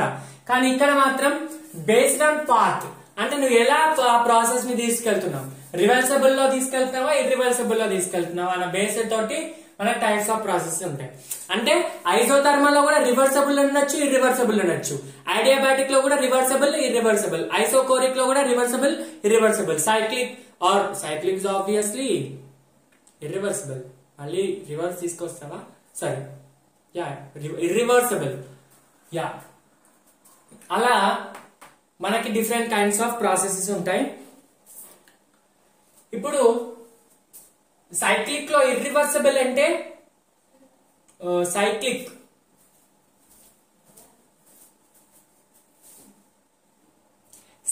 ఇస్ రివర్సిబుల్ కదా. ఏ ప్రాసెస్ లో వస్తే నువ్వు మళ్ళీ అదే ప్రాసెస్ కి వస్తున్నావు, ఏ స్టేట్ నుంచి అదే స్టేట్ నుంచి వస్తున్నట్టే మళ్ళీ అదే ప్రాసెస్ కి వస్తున్నట్టు రివర్సిబుల్. సో యా అలా ఒక్కొక్క ప్రాసెస్ లో ఒక్కొక్కలాగా చూస్తాం. First reversible process, next irreversible process. ఈ రెండింటికి మీకు ఒక మంచి ఎగ్జాంపుల్ ఇస్తాను చూడండి. మీ నీట్ 2023 జర్నీ స్టార్ట్ చేశారు, వీకెండ్ ఎగ్జామ్స్ రాస్తున్నారు. సపోజ్ మీ స్కోర్ ఇప్పుడు 150 ఉంది. 150 ఉంటే మెడికల్ కాలేజ్ రాదు. 600 ఉంటే తప్పకుండా ఒక మంచి గవర్నమెంట్ మెడికల్ కాలేజ్ టాప్ వస్తుంది. సో నీకు 150 కావాలా, 600 కావాలా? 600 కావాలి. 600 కావాలంటే నువ్వు ఏం చేయాలి? హార్డ్ వర్క్ చేయాలి. హార్డ్ వర్క్ నువ్వు కంపల్సరీ ఒకేలాగా కాన్స్టెంట్ హార్డ్ వర్క్ చేసావనుకో 600 ఫస్ట్ వీకెండ్ లోనే వస్తాయి అనుకుందాం, హైపోథెటికల్. లేదు నువ్వు 150 నుంచి 600 రావాలంటే 150 నుంచి 200, 200 నుంచి 250, 250 నుంచి 300 అలా మెల్లిమెల్లిగా వస్తుంది. సార్ నీ స్కోర్ 150 నుంచి 600 డైరెక్ట్ గా వెళ్ళింది అనుకో, తర్వాత అప్కమింగ్ ఎగ్జామ్స్ లో నీకు మళ్ళీ 150కి రావాలంటే ఛాన్స్ ఉండదు. బికాస్ అంత హార్డ్ వర్క్ చేసావు. నెక్స్ట్ నువ్వు 600 అరౌండ్ 500 600 లోనే నీ రేంజ్ ఉంటుంది. అదే నువ్వు 150 నుంచి 200 మళ్ళీ 150కి వచ్చే ఛాన్స్ ఉంటుంది, మళ్ళీ 250కి వెళ్ళే ఛాన్స్ ఉంటుంది, 250 నుంచి మళ్ళీ 200 లేదా 350. అంటే నువ్వు పైకి వెళ్ళవచ్చు, కిందికి వెళ్ళవచ్చు. ఎప్పుడు నువ్వు హార్డ్ వర్క్ అనేది కాన్స్టెంట్ గా చేయకపోతే, అంటే నీ హార్డ్ వర్క్ కన్సిస్టెన్సీ నీలో లేకపోతే నీ స్కోర్ రివర్స్ అవ్వచ్చు. ఇర్రివర్సిబుల్ ఏమవుతుంది? ఒకటేసారి నువ్వు 600 స్కోర్ వచ్చింది 150 నుంచి అంటే ఇక అప్కమింగ్ ఎగ్జామ్స్ లో you can get 650, right? You can get 550 also, but you can get 150 again అనుకుందాం, హైపోథెటికల్. అలా రివర్సిబుల్ ఇర్రివర్సిబుల్ చెప్తా.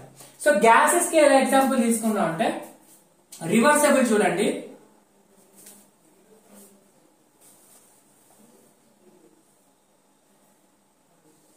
ఒక కంటైనర్ తీసుకోండి. ఒక కంటైనర్ లో గ్యాస్ ఫిల్ చేయండి. సో గ్యాస్ కొంత ప్రెషర్ ఎగ్జర్ట్ చేస్తుంది, పి గ్యాస్. పైనుంచి ఒక పిస్టన్ పెట్టండి, ఇదంతా పిస్టన్ నుంచి పి ఎక్స్టర్నల్ ప్రెషర్ ఎగ్జర్ట్ చేస్తుంది. సో రివర్సిబుల్ ఏమవుతుందంటే ఈ ప్రాసెస్ ఏదైతే ఉందో ఇది మెల్లిమెల్లిగా జరుగుతుంది, అంటే చాలా స్టెప్స్ లో జరుగుతుంది. స్లో ప్రాసెస్, పాయింట్స్ రాసుకోండి, slow process and occurs in infinitesimally small steps అన్నమాట. ఇన్ఫైనైట్సిమల్లీ స్టెప్స్ అంటే ఏంటి? చాలా స్టెప్స్ లో ఈ ప్రాసెస్, అంటే నువ్వు ఇనిషియల్ స్టేజ్ నుంచి ఫైనల్ కి రావాలి అంటే చాలా స్టెప్స్ లో ఆ ప్రాసెస్ జరుగుతుంది. అర్థమవుతుందా? ఇప్పుడు ఎందుకు ఈ ప్రాసెస్ చేస్తున్నావు అంటే నువ్వు ప్రెషర్ ని పెంచాలి, వాల్యూమ్ యొక్క ఈ గ్యాస్ యొక్క వాల్యూమ్ ని తగ్గించాలి. తగ్గించి ఇటు తీసుకురావాలంటే ఫస్ట్ నువ్వు కొంత ప్రాసెస్ అనేది స్లోగా చేస్తున్నావు. అర్థమవుతుందా? సో ఈ స్లో ఇక్కడ ఏమవుతుందంటే పి ఎక్స్టర్నల్ పి గ్యాస్ తో ఆల్మోస్ట్ ఈక్వల్ గా ఉంటది. ఈ పాయింట్ చాలా ఇంపార్టెంట్. ఎందుకంటే నువ్వు కంప్లీట్ గా డైరెక్ట్ ఒకటేసారి పి ఎక్స్టర్నల్ పెట్టావనుకో అప్పుడు కంప్లీట్ గా మొత్తం ఇక్కడికి కంప్రెస్ అయిపోతుంది. కానీ నువ్వు దీంతో ఈక్వల్ గా పెట్టావనుకో అప్పుడు ఏమైతుంది? యూ డోంట్, అంటే మెల్లిగా కంప్రెస్ అవుతుంది అనమాట. ఇక్కడ పి ఎక్స్టర్నల్ వేరియబుల్, కాన్స్టెంట్ కాదు.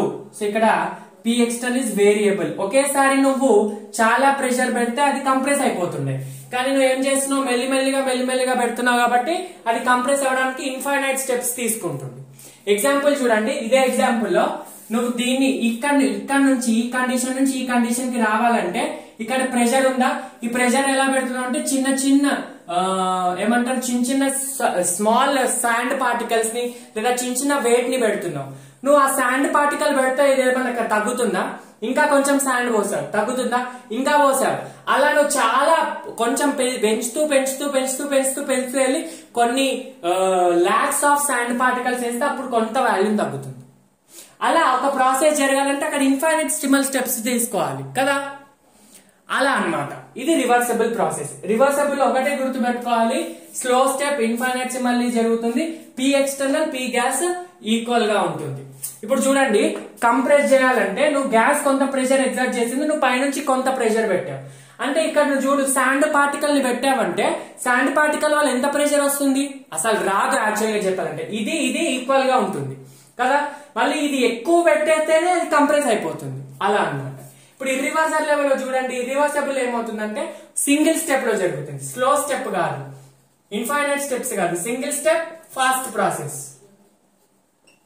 ఇక్కడ ఏమైతుందంటే ఎక్స్టర్నల్ ప్రెషర్ పి ఎక్స్టర్నల్ వచ్చేసి కాన్స్టెంట్ గా ఉంటుంది, వేరియబుల్ ఉండదు. P external is constant. Constant అంటే ఒకేసారి నువ్వు చాలా వరకు ప్రెషర్ ని పెట్టేసి కంప్రెస్ చేసేసావు. And also P external is very much greater than gas. P external is very much greater than gas అన్నమాట.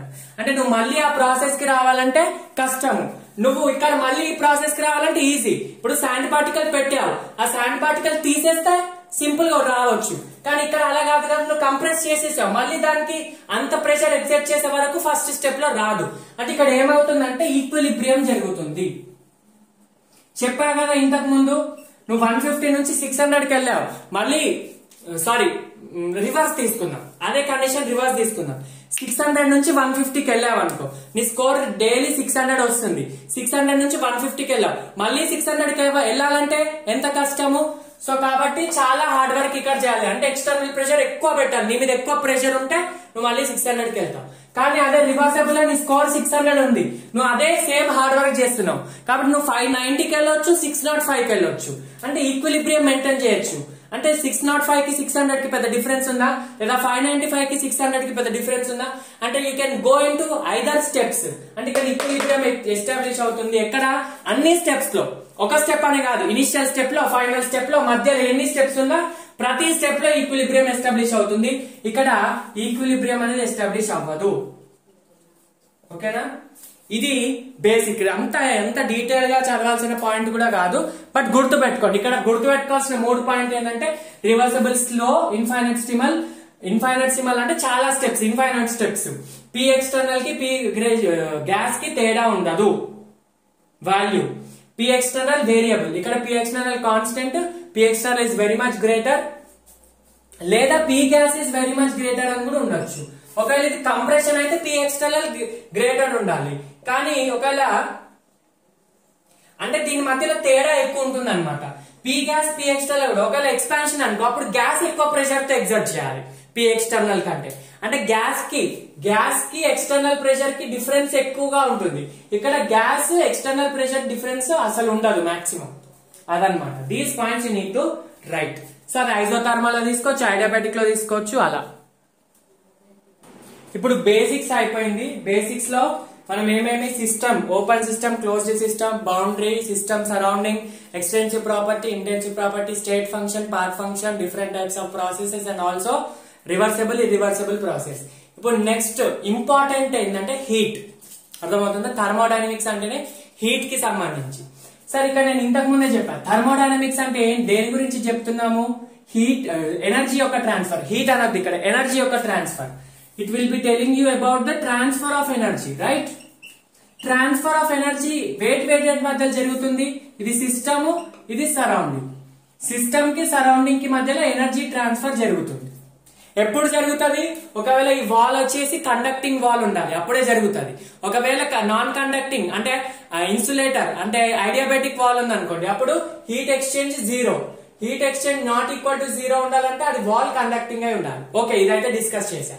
సో ఈ ఎనర్జీ అనేది ఎలా ట్రాన్స్ఫర్ జరుగుతుంది? అయితే హీట్ వల్ల లేదా వర్క్ వల్ల. సార్ ఏంటి, హీట్ వల్ల ఎలా జరుగుతుంది, వర్క్ వల్ల ఎలా జరుగుతుంది అంటే transfer of energy in the form of heat or work. So first heat గురించి చెప్తాం, తర్వాత వర్క్ గురించి డిస్కస్ చేద్దాం. హీట్ వల్ల ఎలా అవుతుంది అంటే, ఈ సిస్టమ్ సరౌండింగ్స్ కి కొంత హీట్ ఇచ్చేవనుకో, అప్పుడు దీని యొక్క హీట్ ఎనర్జీ తగ్గుతుంది. ఓకేనా, ఫస్ట్ అంటే ఫర్ ఎగ్జాంపుల్ టెంపరేచర్ ఇక్కడ 500 కెల్విన్ ఉంది. అప్పుడు ఇక్కడ ఏం చేసింది, 500 కెల్విన్ ఉండే సిస్టమ్ ఇప్పుడు ఏం చేసింది, లాస్ అయింది కొంచెం హీట్. లాస్ అయితే అది 450 అయింది. 450 అయిందంటే టెంపరేచర్ తగ్గిందంటే ఆబ్వియస్ గా ఎనర్జీ తగ్గినట్టే కదా, కైనెటిక్ ఎనర్జీ కదా. టెంపరేచర్ ఎలా చేంజ్ అయితే కైనెటిక్ ఎనర్జీ అలా చేంజ్ అవుతుంది. సో కైనెటిక్ ఎనర్జీ అంటే internal energy, sir nothing but energy తగ్గింది. సో ఎనర్జీ తగ్గాలంటే ఇక్కడ ఏమైంది, హీట్ లాస్ అయింది. మళ్ళీ ఒకవేళ 500 ఉండే, మళ్ళీ దీనికి ఒక 100 కెల్విన్ నువ్వు బయట నుంచి లేదా నువ్వు హీట్ చేసావు, కింద నుంచి నువ్వు హీట్ చేసావు, అప్పుడు ఏమైతుంది, టెంపరేచర్ పెరుగుతుంది. ఎంత, 600 అయింది. 600 అయింది అంటే దట్ మీనింగ్ కైనెటిక్ ఎనర్జీ కూడా పెరిగినట్టే కదా, ఇంటర్నల్ ఎనర్జీ కూడా పెరిగినట్టే కదా. అంటే whenever you are giving heat to the system, internal energy increases, temperature increases. Whenever you are taking the heat from system నుంచి heat తీసుకున్నాం అంటే system is giving heat, then heat energy decreases, energy loss or heat is given to system, energy gain. అర్థమవుతుందా? So అక్కడ ఇక్కడ very important point ఏంటంటే sign convention. Thermodynamics లో very important sign convention రాసుకోండి. First point, heat given to the system positive, overall energy పెరుగుతుంది. Next, heat taken from system or given by system, system ఇస్తుంది ఇప్పుడు heat, system నుంచి heat, సిస్టానికి heat ఇస్తే positive, system నుంచి నువ్వు హీట్ తీసేసుకున్నావు అనుకో, హీట్ టేకెన్ ఫ్రమ్ సిస్టమ్ లేదా heat given by system to surrounding, ఏదైనా ఒకటి, ఇది నెగిటివ్ అన్నమాట. ఓకేనా? ఈ ఫస్ట్ పాయింట్ లో ఏం జరుగుతుంది, ఇక్కడ ఇంటర్నల్ ఎనర్జీ పెరుగుతుంది, change in internal energy increases, ఇక్కడ ఇంటర్నల్ ఎనర్జీ తగ్గుతుంది. రైట్, ముందు ఎంత ఉందో దానికంటే తగ్గుతుంది. అర్థమవుతుందా? ఈ పాయింట్స్ రాసుకోండి, వెరీ ఇంపార్టెంట్. ఇక్కడ ఏం చేస్తున్నావు అంటే నువ్వు వర్క్ ని కాన్స్టెంట్ పెడుతున్నావు. సరే, వర్క్ ద్వారా కూడా ఎనర్జీ చేంజ్ అవుతా అంటే ఈ పార్ట్ లో నువ్వు వర్క్ ని కాన్స్టెంట్ పెడుతున్నావు. కాన్స్టెంట్ పెడుతున్నావు అంటే వర్క్ గురించి డిస్కస్ చేయట్లా, ఓన్లీ హీట్ గురించి డిస్కస్ చేస్తున్నా. సో హీట్ కి సంబంధించి కెమిస్ట్రీలో చాలా డిస్కషన్ ఉంటది, అది ఇవ్వలేదు. అంటే heat capacity, molar heat capacity, specific heat capacity గురించి ఇవ్వలేదు. అంటే అది ఇవ్వకపోతే మళ్ళీ సార్ మనకి రాదా కెమిస్ట్రీలో అంటే తప్పకుండా వస్తుంది, కానీ మన బుక్ లో ఎన్సీఆర్టీ లో ఇవ్వలేదు. అలా ఎందుకు సార్ అంటే ఫిజిక్స్ లో ఇచ్చారు. ఓకేనా? ఫిజిక్స్ లో molar specific heat capacity, CP వాటి గురించి ఇచ్చారు. సరే, మనం అక్కడ చదవాలంటే అవసరం లేదు, నేను ఇక్కడ ఈ వీడియోలో డీటెయిల్ గానే చెప్తాను. ఓకేనా? రైట్, హీట్ గురించి డిస్కషన్ ఇంత ఇచ్చాడు బుక్ లో, కానీ దాని వెనుక ఉన్న బ్యాక్గ్రౌండ్ అంతా ఇవ్వలేదు. నెక్స్ట్ వచ్చేసి specific heat capacity. Specific heat capacity అంటే it is the amount of heat required to raise the temperature of 1 gram of solution, 1 gram of sample by 1 degree Celsius. అంటే మీనింగ్ ఏంటంటే ఇప్పుడు ఒక గ్యాస్ కంటైనర్ తీసుకున్నాం, container లో gas తీసుకున్నాం, gas are what ever. అయితే ఈ gas first initial temperature T ఉండే, ఈ టీని నువ్వు ఇంకొక 1 డిగ్రీ సెల్సియస్ పెంచాలి. పెంచడానికి నువ్వు ఎంతైతే హీట్ ఇస్తావో దాన్నే స్పెసిఫిక్ హీట్ కెపాసిటీ అంటారు. అర్థమవుతుందా? టీ ఉండే ఇనిషియల్ గా, కానీ you have to increase it by 1 degree Celsius. So 1 degree, ఈ మాస్ కూడా ఇంకా ఇంపార్టెంట్. 1 గ్రామ్ సొల్యూషన్ కి 1 డిగ్రీ పెంచడానికి నువ్వు ఎంతైతే హీట్ ఇస్తావో దాన్ని ఏమంటారు, స్పెసిఫిక్ హీట్ కెపాసిటీ అంటారు. మళ్ళీ చెప్తున్నా, 1 gram of solution or 1 gram of sample కి 1 డిగ్రీ పెంచడానికి ఎంతైతే హీట్ నువ్వు ఇస్తావో దాని స్పెసిఫిక్ హీట్ కెపాసిటీ సి అంటారు. సో చూడండి, heat given or heating the sample by 1 degree Celsius by 1 gram is called specific. అంటే ఎంత హీట్ ఇస్తావో దాన్నే స్పెసిఫిక్ హీట్ అంటాం కదా. ఎప్పుడు 1 గ్రామ్ బై 1 డిగ్రీ సెల్సియస్ ఉన్నప్పుడు, టెంపరేచర్ వచ్చేసి 1 డిగ్రీ సెల్సియస్ ఉన్నప్పుడు 1 గ్రామ్ కి క్యూ, అదే ఒక వే 1 గ్రామ్ కి heat C, specific heat capacity represented by C. 1 gram కి సి, అదే m గ్రామ్స్, 2 గ్రామ్స్ అయితే 2 ఇంటూ సి, 3 గ్రామ్స్ అయితే 3 ఇంటూ సి. m గ్రామ్స్ ఉంది అనుకోండి, అప్పుడు Q is equal to m into C అవుతుంది కదా. Right, Q is equal to m into C అవుతుంది. 1 డిగ్రీ సెల్సియస్ అయితే సి, అదే 2 డిగ్రీ సెల్సియస్ అయితే 2 ఇంటూ సి, 3 డిగ్రీస్ అయితే 3 ఇంటూ సి. అలా డెల్టా టీ అంటే టెంపరేచర్ డిఫరెన్స్ డెల్టా టీ ఉంది అనుకోండి, అప్పుడు డెల్టా టీ ఇంటూ సి అవుతుంది. అంతే కదా, నా పాయింట్ అర్థమైందా? నా పాయింట్ 1 డిగ్రీస్ అయితే క్యూ సి అవుతుంది, క్యూ ఎంత అయితే సి. 2 డిగ్రీస్ కి 2 ఇంటూ సి అవుతుంది క్యూ, 3 డిగ్రీస్ కి 3 ఇంటూ సి. నీ డిఫరెన్స్ ఎంత వచ్చింది? ముందు టీ ఉండే, ఇప్పుడు టీ ప్లస్ 1 అయింది కాబట్టి మొత్తం డిఫరెన్స్ ఎంత? 1 కదా. అలాగే ముందు టీ ఉండే, ఇప్పుడు 5 డిగ్రీస్ అయింది, అప్పుడు T plus 5 second. So T plus 5 minus T ఎంత అవుతుంది? 5 డిగ్రీస్ అవుతుంది. అంటే డెల్టా టీ ఇస్ 5. నువ్వు ఎంత టెంపరేచర్ ఇంక్రీజ్ చేసావో దాన్ని డెల్టా టీ అంటాం. అదొక 1 డిగ్రీ అయితే 1 ఇంటూ సి, 2 అయితే 2 ఇంటూ సి, అయితే డెల్టా టీ అయితే delta T into C. And delta T ఇంకా ఎం ఎందుకంటే 1 గ్రామ్ కి సి అయితే 2 గ్రామ్స్ కి ఎం, 2 ఇంటూ సి, ఎం గ్రామ్స్ కి ఎం ఇంటూ సి. సో అలా ఆ హీట్ నే మనం ఈ సి ఏదైతే ఉందో దాన్నే స్పెసిఫిక్ హీట్ కెపాసిటీ అంటాం. సో ఇప్పుడు ఈ హీట్ ని హీట్ అంటాం, నువ్వు ఇచ్చే హీట్, ఇది ఈ వాల్యూని స్పెసిఫిక్ హీట్ కెపాసిటీ అంటాం. సో ఈ రెండింటిని తీసుకురండి, అప్పుడు ఏమవుతుంది? C is equal to Q by delta T into M. అర్థమవుతుందా? Delta T into M. ఈ ఫార్ములా 5 స్టార్ ఇంపార్టెంట్, చాలా ఇంపార్టెంట్, రైట్? ఇక్కడ ఏంటి? ఇక్కడ నుంచి డెఫినేషన్ తీసుకోవచ్చు. C specific heat capacity, the amount of energy required to raise the temperature by 1 degree by 1 gram. 1 gram కి 1 degree పెంచడానికి. అర్థమవుతుందా? ఒకవేళ ఇక్కడ 1 పెట్టుకోండి, ఇక్కడ 1 పెట్టుకోండి, అప్పుడు C is equal to Q అవుతుంది. అంతే కదా. ఒకవేళ 5 గ్రామ్స్ అయితే బై 5 చేయాలి. నెక్స్ట్ డెల్టా టీ ఎంత చేయాలి? ఒకవేళ 2 డిగ్రీస్ పెంచి అప్పుడు 2 చేయాలి. సో ఈ ఫార్ములా చాలా చాలా ఇంపార్టెంట్, రైట్? ఇక్కడ నుంచి నువ్వు ఏం రాసుకోవచ్చు? Q is equal to M into C delta T, MC delta T. ఇది హీట్, నువ్వు ఇచ్చే హీట్ నీకు కనిపిస్తుందా? కింది క్యూ అనేది మీరు ఇచ్చే హీట్, సి అనేది specific heat capacity. Specific heat capacity ఏంటి? స్పెసిఫిక్ హీట్ కెపాసిటీ ఎక్స్టెన్సివ్ ప్రాపర్టీయా ఇంటెన్సివ్ ప్రాపర్టీయా? Intensive property. ఇంటెన్సివ్ అంటే ఒక పర్టికులర్ మొత్తం వాటర్ కి స్పెసిఫిక్ హీట్ తీసుకుంటాం. కొంత వాటర్ కి ఎంత, మిగతా వాటర్ కి అంత తీసుకోవాలా. సో వాటర్ యొక్క స్పెసిఫిక్ హీట్ కెపాసిటీ ఎంత? 1.432. మరి యూనిట్స్ వస్తే చెప్తా, ఇప్పుడు యూనిట్స్ గురించి చెప్తా, ఇక్కడ మనకి స్పేస్ సరిపోవట్లేదు. ఇప్పుడు స్పెసిఫిక్ హీట్ కెపాసిటీ యూనిట్స్ చూడండి. సి ఈజ్ ఈక్వల్ టు ఎంత? Q by M into delta T. Q అంటే energy, heat. Heat is measured in the form of joules కదా. ఎస్. ఎం అంటే గ్రామ్స్, ఇక్కడ కేజెస్ తీసుకోం, గ్రామ్స్ తీసుకుంటాం. ఇక్కడ ఇది డిగ్రీ సెల్సియస్, ఓకేనా?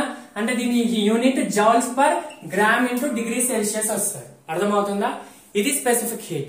చూడండి, ఇంతకు ముందు నేను ఒక పాయింట్ మర్చిపోయినా, హీట్ గురించి. Heat is represented by Q. SI unit of heat వచ్చేసి జౌల్స్. సిజిఎస్ యూనిట్ క్యాలరీ, ఓకేనా? 1 calorie is equal to 4.182 joules. 1 calorie equal to 4.182 joule. Then 1 joule equal to 1 by 4.182 calorie. ఈ కన్వర్షన్స్ ఇంపార్టెంట్. ఈ points రాసుకోండి.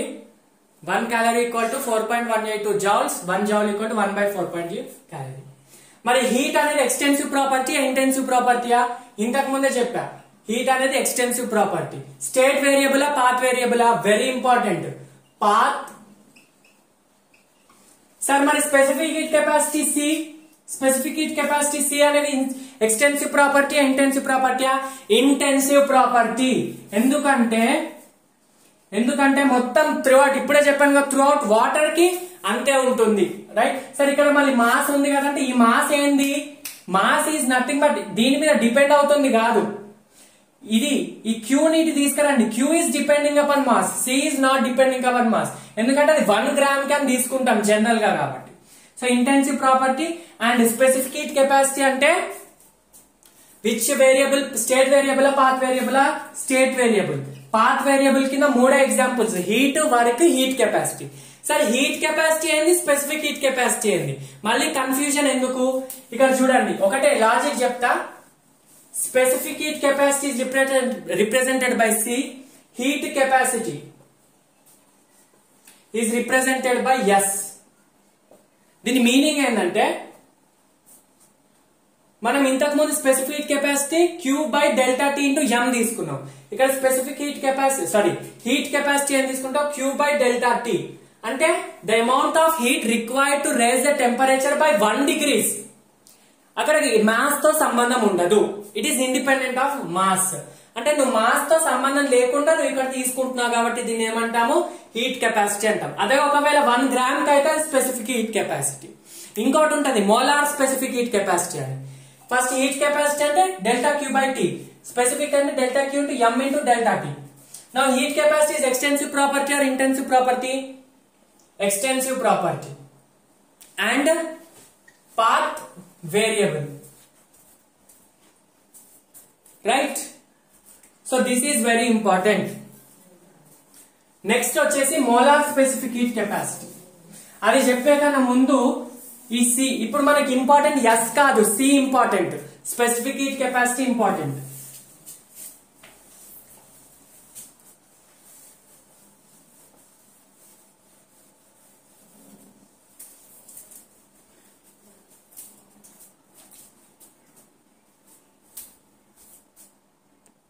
ఇప్పుడు specific heat capacity యొక్క value different process లో చూద్దాం. ఇది స్పెసిఫిక్ హీట్, మళ్ళీ చెప్తున్నా specific heat. Next specific heat capacity. Heat capacity అంటే వేరా,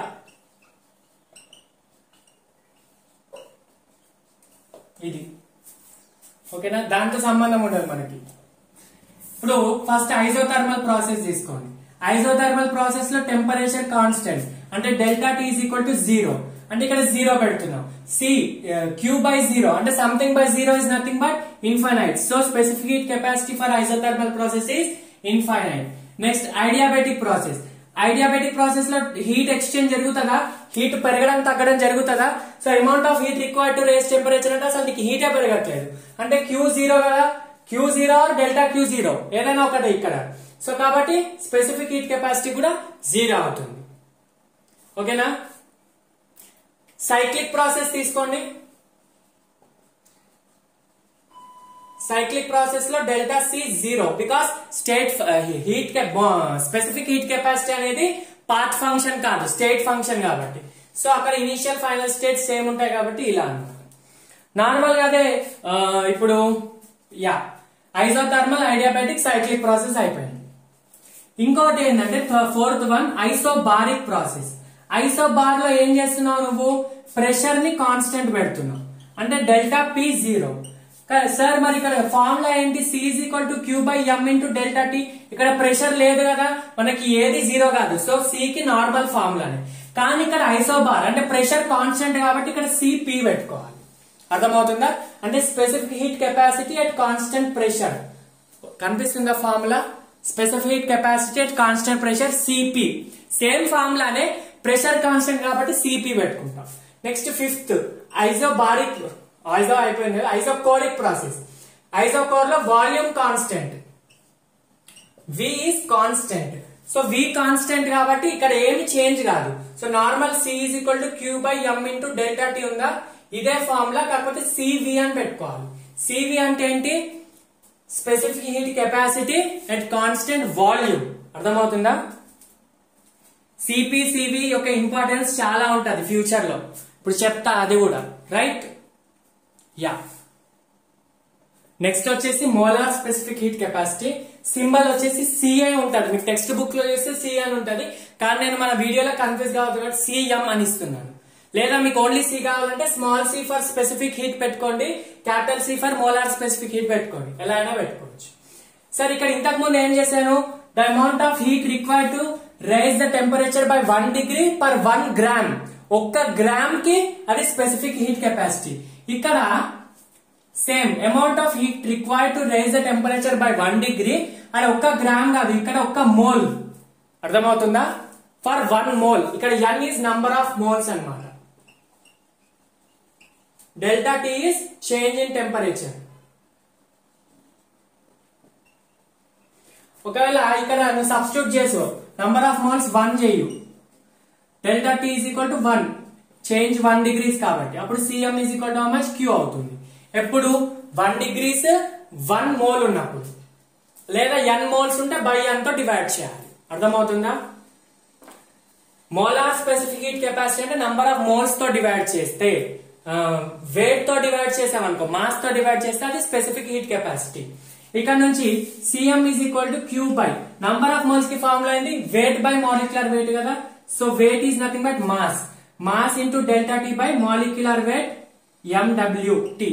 ఈ మాలిక్యులర్ వెయిట్ ని పైకి తీసుకెళ్తే ఇంటూ WT అవుతుంది, ఇంటూ మాలిక్యులర్ వెయిట్ అవుతుంది. అర్థమవుతుందా? ఎస్.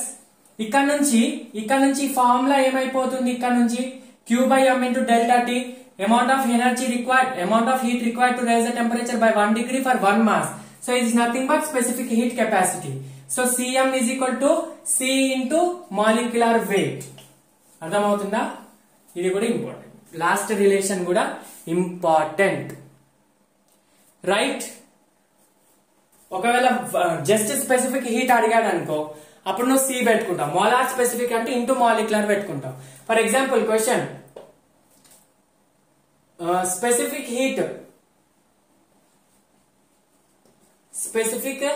heat capacity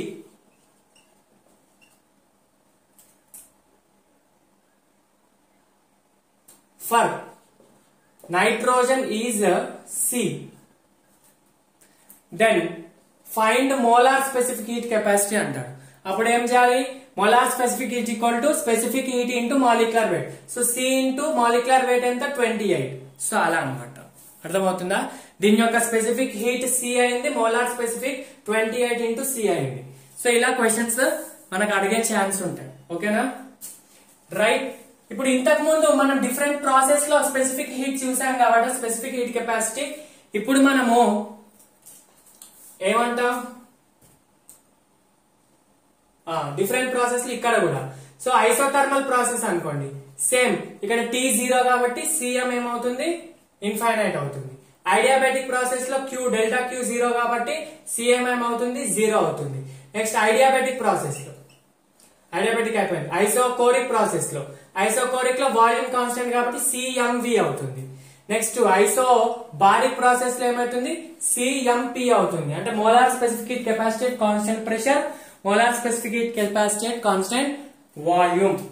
అర్థమవుతుందా? ఎస్. ఇప్పుడు CpCv కి రిలేషన్ చూడండి, వెరీ ఇంపార్టెంట్.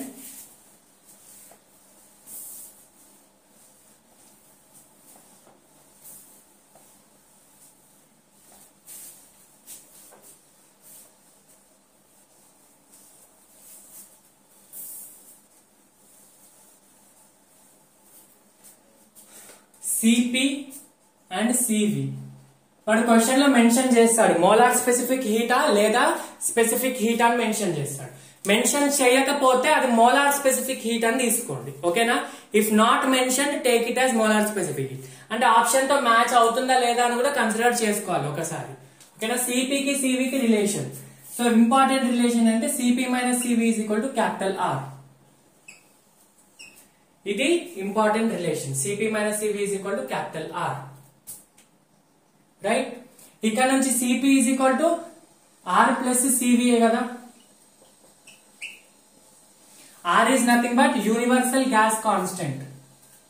వాల్యూ ఎంత? ఇవన్నీ ఎనర్జీస్ లో ఇస్తాడు కాబట్టి 8.314. రైట్. R వాల్యూ ఇక్కడ 8.314. సరే, మరి ఇంకొక వెరీ ఇంపార్టెంట్ రిలేషన్ ఉంటది, ఫిజిక్స్ లో వస్తుంది. Cv is equal to F/2R. F అంటే ఏంటంటే ఇక్కడ డిగ్రీస్ ఆఫ్ ఫ్రీడమ్. సరే, ఇక్కడ ఇది ఎందుకు చెప్తున్నారంటే జనరల్ గా మనం థర్మోడైనమిక్స్ లో గ్యాసెస్ గురించి మాట్లాడుకుంటాం. సో గ్యాసెస్ గురించి F అనేది degree of freedom. Degree of freedom అంటే ఆ గ్యాస్ ఎన్ని డైరెక్షన్స్ లో మోషన్ పర్ఫామ్ చేయగలుగుతుంది, దాని కైనెటిక్ ఎనర్జీ ఎన్ని డైరెక్షన్స్ లో ఉంటుంది అని చెప్పడానికే ఈ డిగ్రీస్ ఆఫ్ ఫ్రీడమ్ అన్నమాట. ఇప్పుడు మీరు గుర్తు పెట్టుకోవాల్సిన అవసరం లేదు, కాన్సెప్చువాలిటీ అర్థం చేసుకోవాల్సిన అవసరం లేదు. జస్ట్ గుర్తు పెట్టుకోండి, మోనోఅటామిక్ గ్యాస్ కి, మోనోఅటామిక్ అంటే neon, helium, just single atom ఉండేది. కాపర్, ఇవన్నీ మోనోఅటామిక్ గ్యాసెస్. కాపర్ గ్యాస్ కాదు. సో మోనోఅటామిక్ గ్యాసెస్ కి మోనోఅటామిక్ గ్యాస్ కి F is equal to 3. Diatomic gas అయితే F5. పాలియాటమిక్ గ్యాస్ అనుకోండి, అప్పుడు F6. ఈ వాల్యూస్ గుర్తు పెట్టుకోండి అంతే. మోనోఅటామిక్ కి F3, డయాటమిక్ కి F5, పాలియాటమిక్ కి F6. చాలా ఇంపార్టెంట్ ఆ values, right. Sir Cp minus Cv is equal to R, Cp is equal to R plus Cv. So Cv is equal to F by 2 R కదా, ఇక్కడ సబ్స్టిట్యూట్ చేద్దాం. Cp is equal to R plus F by 2 into R. ఇప్పుడు ఏమవుతుంది, 2 common 2R plus F, right. ఇంతే కదా, ఇది Cp. ఇక్కడ నుంచి 2 కామన్ తీసుకో, R కామన్ 2 కామన్ తీసుకుంటే ఏమవుతుంది, R plus Fr అవుతుంది.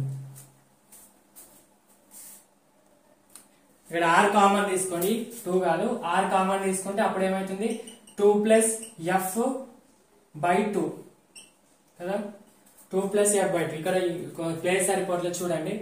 ఇక్కడ నుంచి ఎట్లా రాసుకోవచ్చు, 2 by 2 plus F by 2 అని రాసుకోవచ్చు కదా. దీన్ని 2 by 2 plus F by 2. 2 by 2 is nothing but 1. 1 plus F by 2. ఓకేనా, ఇది R. Then Cp is equal to 1 plus F by 2 into R.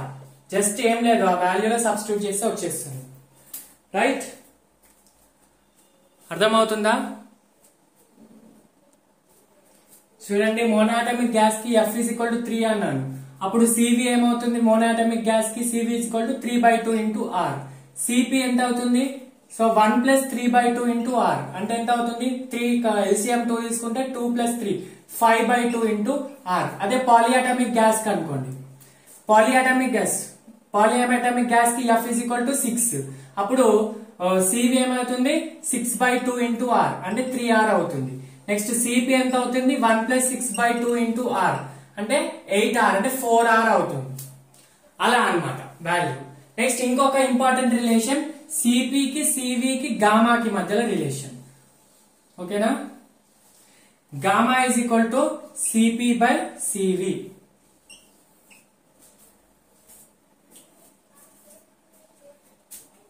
Gamma is equal to Cp by Cv.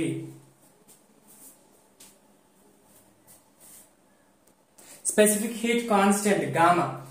ఇప్పుడు ఇక్కడ నుంచి మనం ఏం రాసుకోవచ్చు, Cp ఎంత వచ్చింది, 1 plus F by 2 వచ్చింది. So 1 plus F by 2 into R by F by 2 into R. R cancel. ఇక్కడ నుంచి మనం ఏం రాసుకోవచ్చు, 2 by 2 plus F by F by 2 by 2 అంటే ఇక్కడ ఇంటూ 2 2 cancel. సో ఇక్కడ నుంచి ఏం రాసుకోవచ్చు, 2 plus F by F. So కనిపిస్తుందా మీకు,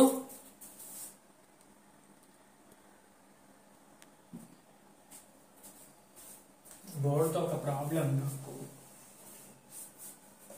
1 plus F by 2 into R by F by 2 R cancel. 2 పైకి వెళ్తే ఇక్కడ ఏమైపోతుంది, 2 into 2 plus F into 2 2 cancel by F ఉంది కదా. So 2 by F plus F by F 1 అంటే 1 plus 2 by F అని రాసుకోవచ్చు. ఇక్కడ 1 plus F by 2, ఇక్కడ 1 plus 2 by F into R ఉండదు. ఇక్కడ ఈ దేనికి formula, gamma in terms of F అన్నమాట, ఓకేనా. సేమ్ మోనోఅటామిక్ గ్యాస్ కి పాలియాటమిక్ గ్యాస్ కి అవన్నీ సబ్స్టిట్యూట్ చేసి వేసుకోండి ఫార్ములా. మళ్ళీ క్లియర్ గా రాస్తాను, బోర్డు సరిపోవట్లేదు. చూడండి, Cv is equal to F by 2R, Cp is equal to 1 plus F by 2R. ఇవన్నీ డిరైవ్ చేసేటవి. Gamma is equal to 1 plus 2 by F. So ఇప్పుడు ఒక్కొక్క గ్యాస్ కి ఎలా ఉంటుందో చూద్దాం. ఫస్ట్ monoatomic gas, Cv value, Cp value, gamma value, ఓకేనా. మోనోఅటామిక్ గ్యాస్ కి F ఎంత, F is equal to 3. So Cv అంటే 3 by 2R, Cp 5 by 2R అంతే కదా, సబ్స్టిట్యూట్ చేయండి వస్తుంది. Gamma 1 plus 2 by 3, 1 plus 2 by 3, 3 LCM 3 plus 2 అంటే 5 by 3R. అలా చేసుకుని వస్తుంది. లేకపోతే gamma is equal to Cp by Cv కదా, gamma is equal to Cp by Cv. So Cp ని Cv ని డివైడ్ చేసినా వచ్చేస్తుంది సింపుల్ గా. Next diatomic gas, monatomic gas example helium, neon, అలా ఆర్గాన్, ఇవన్నీ నార్మల్ గ్యాసెస్ అన్ని. Next diatomic gas, diatomic gas అంటే O2, Cl2, H2 ఇవన్నీ diatomic gas. So diatomic gas కి F is equal to 5. So 5/2R, ఇది 7/2R, gamma is equal to 7/2/5/2 అంటే 7/5R. ఈ formula use చేయొచ్చు, ఇది యూజ్ చేయొచ్చు. పాలియాటమిక్ గ్యాస్, పాలియాటమిక్ గ్యాస్ కి మీరే రాజండి. F వాల్యూ పాలియాటమిక్ గ్యాస్ కి 6, like O3, CO2 more than 2 అన్నమాట. రైట్, ఇవి మీ కెమిస్ట్రీలో లేవు కానీ చాలా ఇంపార్టెంట్ అని చెప్పా. సరే క్వశ్చన్స్ అంటే క్వశ్చన్స్ నెక్స్ట్ వీడియోలో చేస్తా. ఇప్పటికే వీడియో చాలా లెంత్ అయిపోయింది. ఇంట్రొడక్షన్ ఇంత పెద్ద వీడియో పెట్టాలని అనుకోలేదు, జస్ట్ 1 hour పెట్టాలనుకున్నా. మిగతా వీడియో మాత్రం 2 hours ఉంటుంది తప్పకుండా. సో నెక్స్ట్ వీడియోలో వర్క్, డిఫరెంట్ ప్రాసెస్ లో వర్క్ గురించి, డిఫరెంట్ ప్రాసెస్ అంటే ఐడియాబాటిక్, ఐజోథర్మల్, ఐజోకోరిక్ అన్నిట్లో work formulas and questions on heat and work combined గా చేయిస్తా. ఓకేనా? So this is the video. Thank you so much for watching the video till the end. Have a nice day.